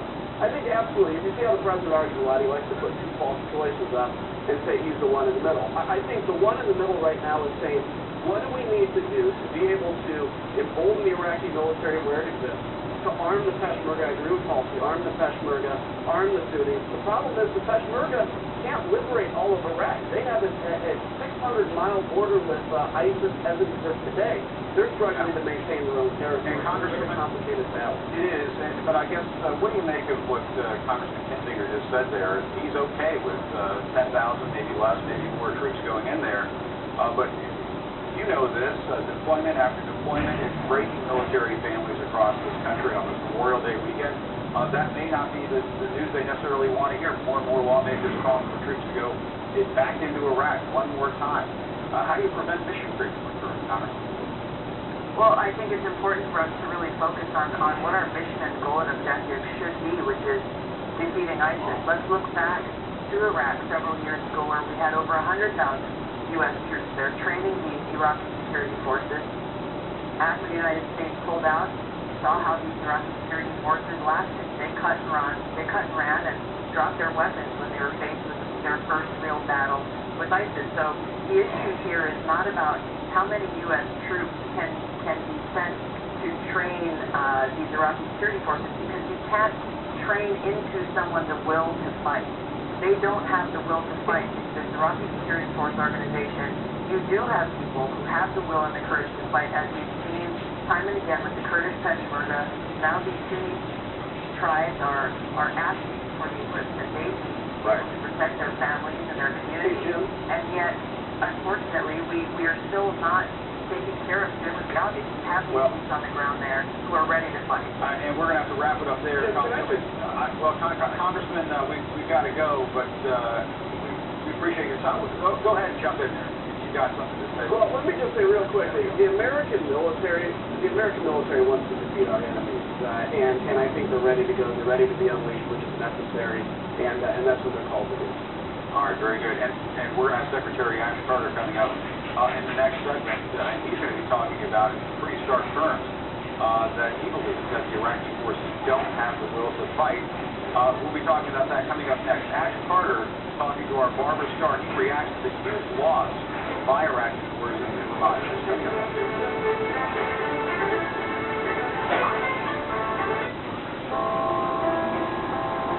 At SC Global, in every project we embark on, we make sure we walk the site, listen to the environment, and try to enhance the natural beauty of the site.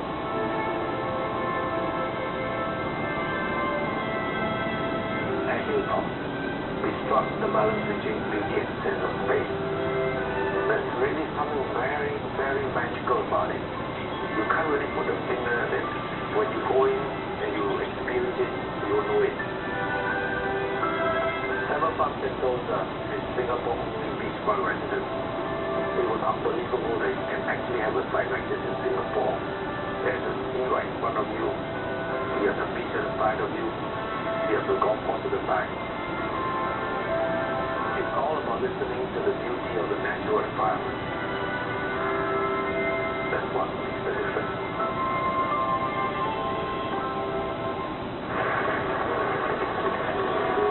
When you witness war and see the impact firsthand, when you face the reality of famine, genocide, and natural disaster, you can't help but be affected. But these experiences are important. They give us knowledge. Women in the future. And they give us no choice but to ask questions. Especially the ones people don't want to answer. This is a pretty shocking picture. Would you condemn President Assad for 100,000 plus deaths? These experiences don't just make it possible for us to know where the story might go. They demand that we go with it. Only African voices.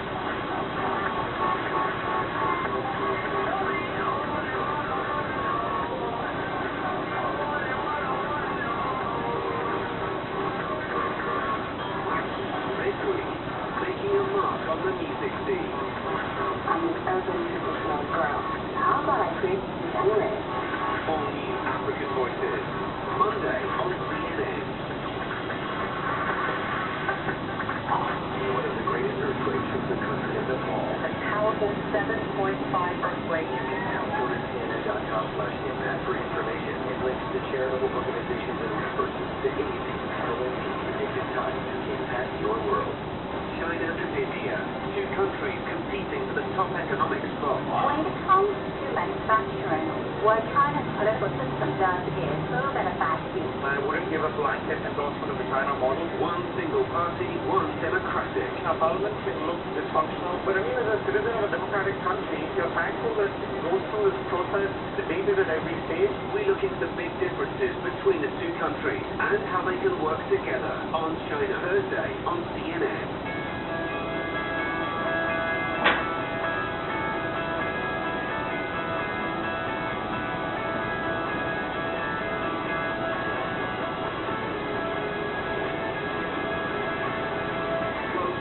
The world of horse racing with CNN's Winning Post. This month we're in the US for the most exciting 2 minutes Wednesday on CNN in association with Moji. Just last month, the U.S. and Iraq claimed to have the upper hand in the fight against ISIS. CNN Pentagon correspondent Barbara Starr caught up with Defense Secretary Ash Carter and asked him why ISIS was able to capture the key Iraqi city of Ramadi and gain momentum on a march towards Baghdad. What apparently happened was that the Iraqi forces just showed no will to fight. They were not outnumbered. In fact, they vastly outnumbered the opposing force. And yet they failed to fight. They withdrew from the site. And that says to me, and I think to most of us, that we have an issue with the will of the Iraqis to fight ISIL and defend themselves. Now, we can give them training, we can give them equipment, we obviously can't give them the will to fight. But if we give them training, we give them equipment, and give them support, and give them some time, I hope they will develop the will to fight, because only if they fight can ISIL remain defeated. A lot of people in Washington that you deal with on the other side of the aisle are saying, look, put in ground troops, put in forward air controllers, airstrikes are not working. What do you foresee? What is your view on this? Airstrikes are effective, but neither they nor really anything we do can substitute for the Iraqi forces' will to fight. They're the ones who have to beat ISIL and then keep them beat. We can participate in the defeat of ISIL, but we can't make Iraq run as a decent place for people to live. We can't sustain the victory. Only the Iraqis can do that, and in particular, in this case, the Sunni tribes to the west. If there comes a time when we need to change the kinds of support we're giving to the Iraqi forces, we'll make that recommendation. But what happened in Ramadi was a failure of the Iraqi forces to fight. And so our efforts now are devoted to providing their ground forces with the equipment, the training, and to try to encourage their will to fight, so that our campaign enabling them can be successful both in defeating ISIL and keeping ISIL defeated in a sustained way.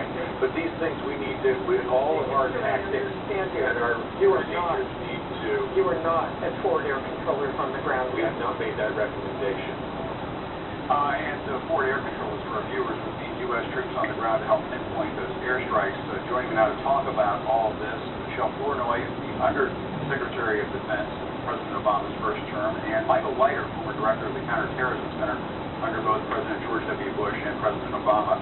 And Michelle, I want to go to you first because you were in the running for Defense Secretary this last time around when Ash Carter was tapped to that position.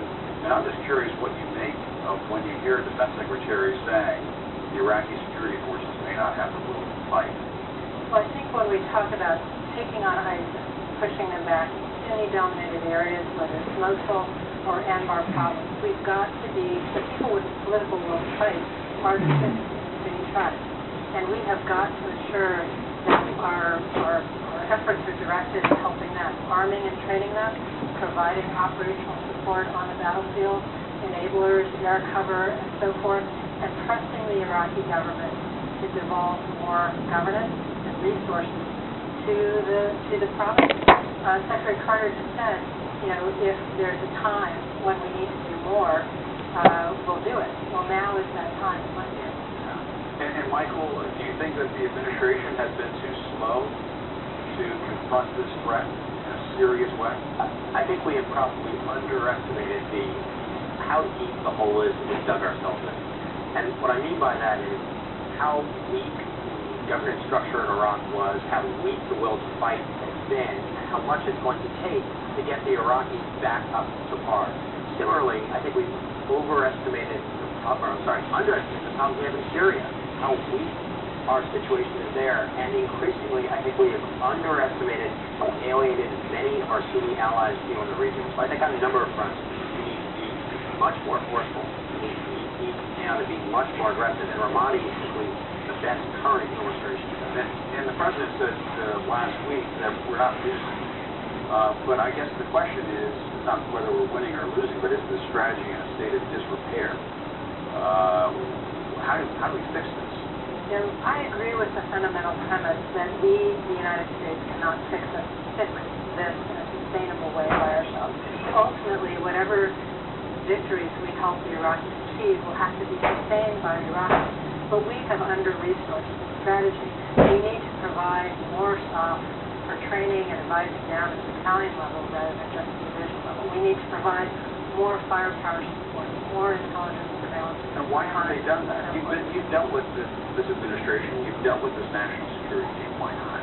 I think there's a major hesitation to get too deeply involved in Iraq again, and I think there's a lot of Americans are worried about that. But the truth is, ISIS is a threat not only to Iraq and Syria, it is a threat to us, particularly given the flow of foreign fighters, thousands of Europeans, hundreds of Americans going into Syria, getting training, coming back at some point. This is a terrorist problem that affects us. We have to take a more forward-leaning posture. And Michael, you dealt with President Obama. It's not as if he wants terrorists to win. He understands the threat. So as I was asking Michelle, what is it? Why is there this disconnect? Well, I think Michelle is fundamentally right. I'm not surprised we agree. We work very closely together. But the challenge we have is we pulled lots out of Iraq. But the American people, I think, arguably don't want to go back and forth. But we have to understand that this isn't just about Iraq. This is about a region which to some extent is melting down. The bombing that we saw in Saudi Arabia by ISIS against the Shia mobs, the attacks that we've seen by ISIS-associated groups in Libya, this really is destabilizing the region. So this isn't about Iraq, this is about a regional conflagration that we have to try to put out. Similarly, we obviously see threats within Western nations by people who either been trained or inspired by ISIS. So at a point where you don't see that global risk, then you can move slowly and somewhat incrementally. The fact is we're well past that point, and we have to be more forceful than it now. And Michelle, how do we, Iraq almost feels like the forever war. We've been dealing with this since the early 1990s under President George H.W. Bush. And here we are about to go into another election talking about what to do about Iraq.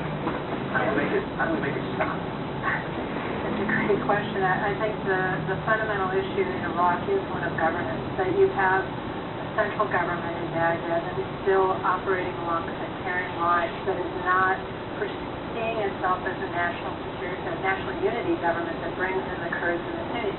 What we have to convince them of is they are at a tipping point. Either they become a true national unity government and share power in a meaningful way and stop persecuting the minorities, or Iraq is going to dissolve into three parts, and that is the no Michelle Benoit, Michael Leiter, thank you very much. Two key members of the President's national security team with some very stark talk on what needs to be done in Iraq and Syria. Thank you very much. Thank you. Coming up next, Housing Secretary Julian Castro is on a mission to revive America's toughest neighborhood. But is he also in line to be Hillary Clinton's running mate? Julian Castro is here next.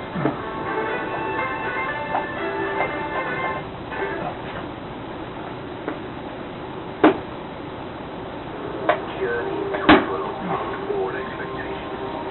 A testament to the journey. Breathtaking, sincere originality. Commanding presence above all. For a wealth of indulgent life. Ultimate experiences taking separate days. And share the excitement. And give it all. Korea later. To a point never done.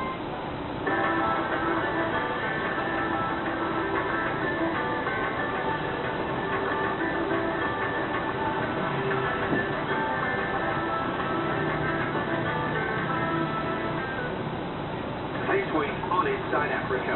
Can you tell me some dances, some more? I want to join you. In Cameroon, the art scene is hopping. From dance and sculpture. It's really comfortable. Very comfortable. I like this kind of art because you can use them. You are not here in some museum. To a living sound garden. Young artists are making a mark. Inside Africa, Tuesday only on CNN in association with Zenith Bank. Where will the business story go today. Recognizing the A350 is easy. How quickly are those laws going to have an impact on the people in CNN journalists go to the places. Do you understand the Tesla phenomenon? To the people. To the heart of the question. Your financial future is at stake, and we'll help you make sense of it all around the globe. CNN Business. I'm Howard Arani in London, and this is CNN.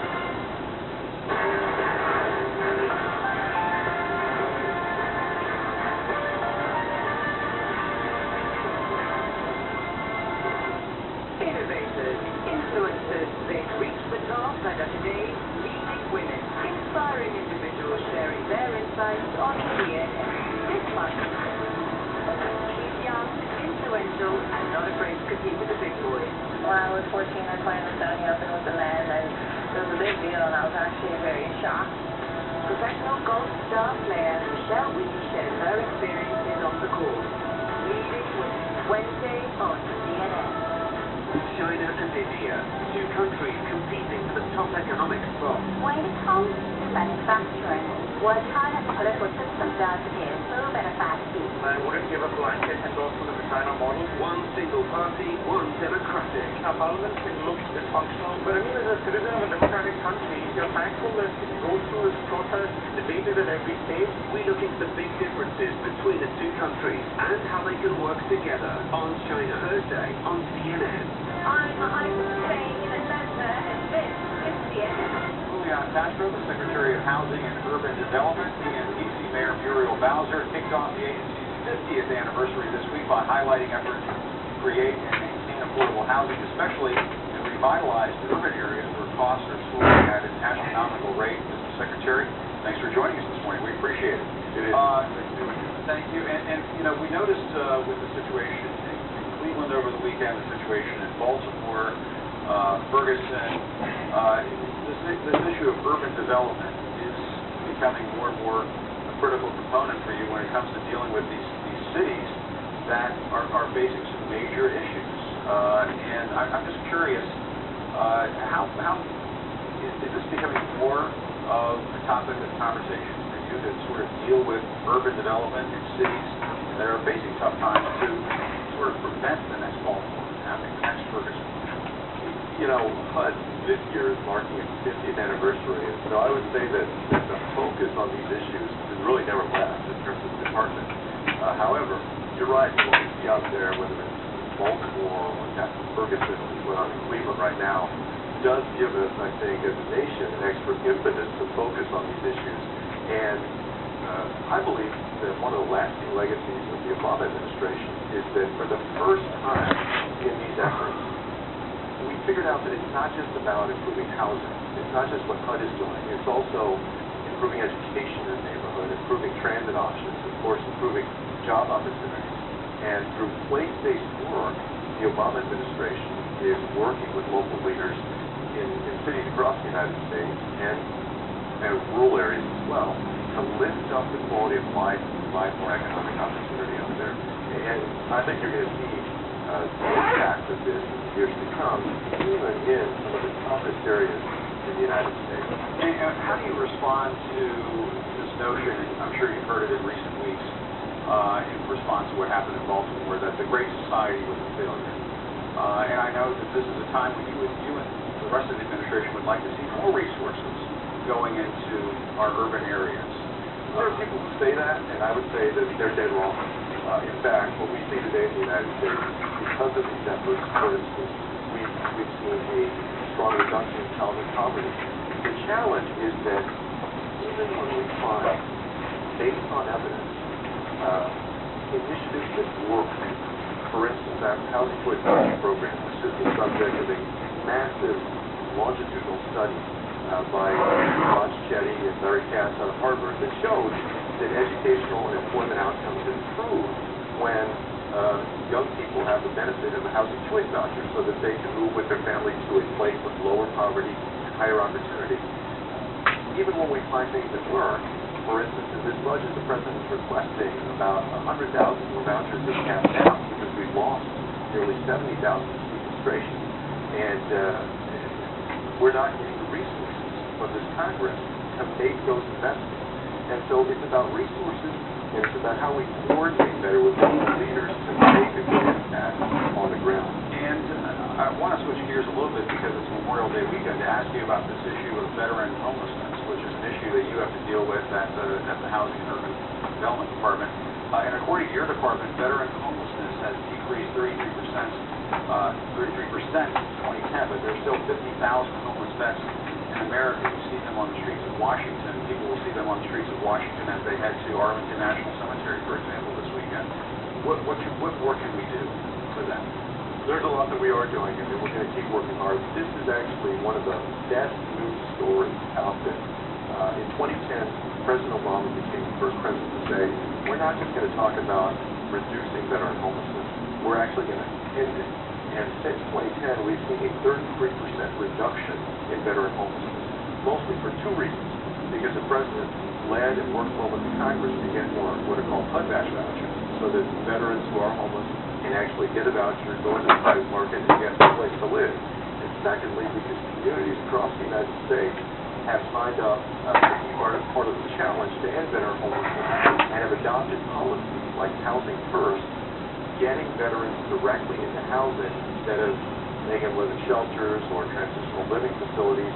Because of that, we expect that we will effectively end veteran homelessness. And that would be quite an accomplishment that you could tout in a run in 2016 if you were to be put on Hillary Clinton's ticket. I know you've heard this question time and again. I can't let you go without talking about this. What do you make of this when you see the former San Antonio mayor and former secretary of your department, Henry Cisneros, say this? He says, what I'm hearing in Washington, including people in Hillary Clinton's campaign, is that the first person on their list for vice president is Julian Castro. They don't have a second option. So I guess that's it. You got the job. Congratulations. If I had a dime for every amount of speculation that happens in D.C., I think all of us would be wealthy.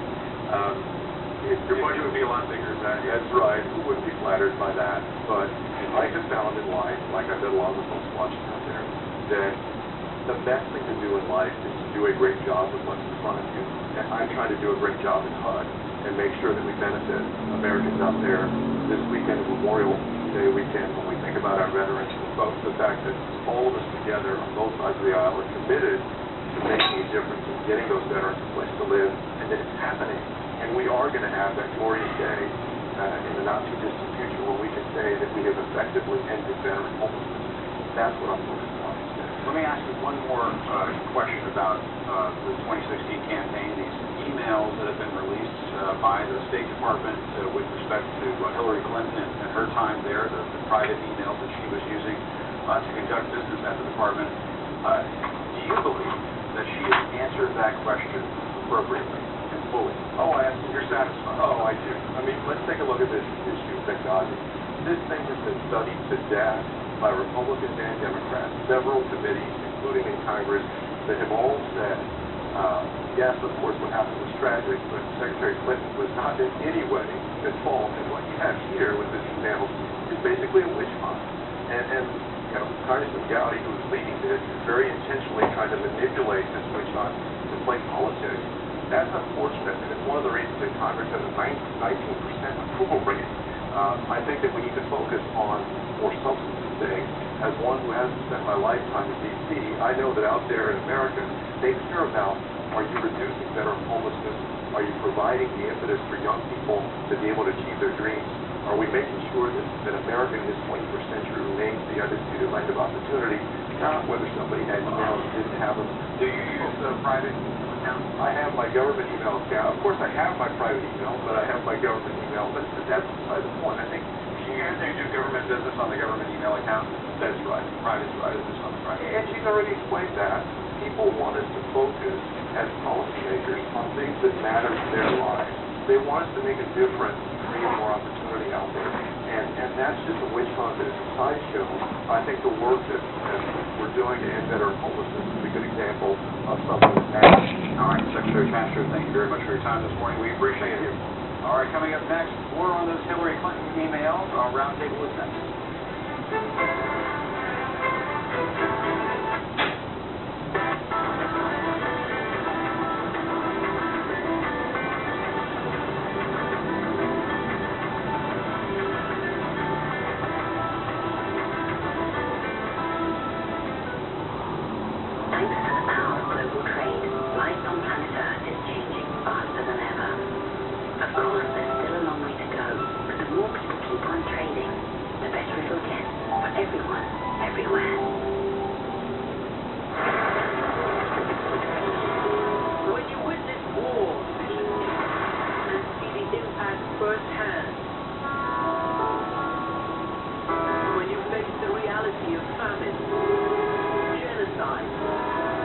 natural disaster,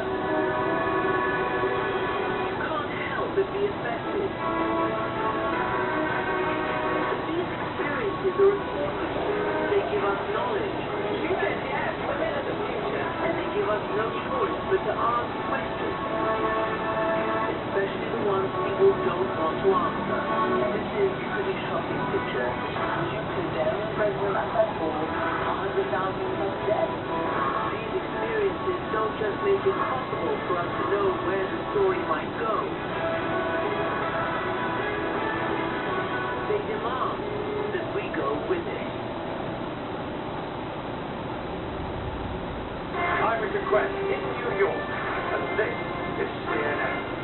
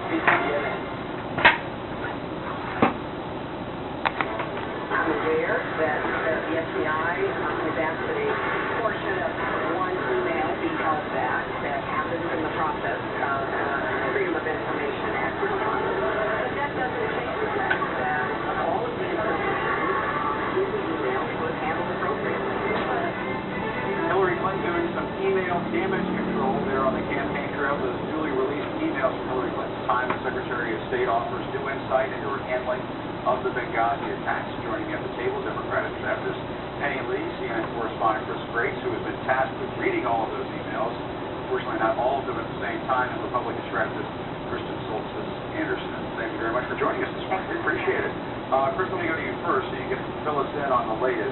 Have you read through all of these emails ever recently? We have, I apologize. It's a holiday weekend. It was a holiday weekend, and that's probably part of the reason why they came out, right? It was Big Friday before a long weekend. And so we went through those 300 emails, and there were no bombshells. There was nothing that indicated that Hillary Clinton knew of any kind of stand-down order, that there was any kind of stand-down order in Benghazi, that any arms were coming through Benghazi. So no smoking gun. Conspiracy theory. Conspiracy theory. The Democrats were quick to say, look, this is why we've already been through this. This is exercise of futility. Now, Republicans, on the other hand, on that Benghazi committee that's looking into what happened there, is saying, well, there's a lot of questions.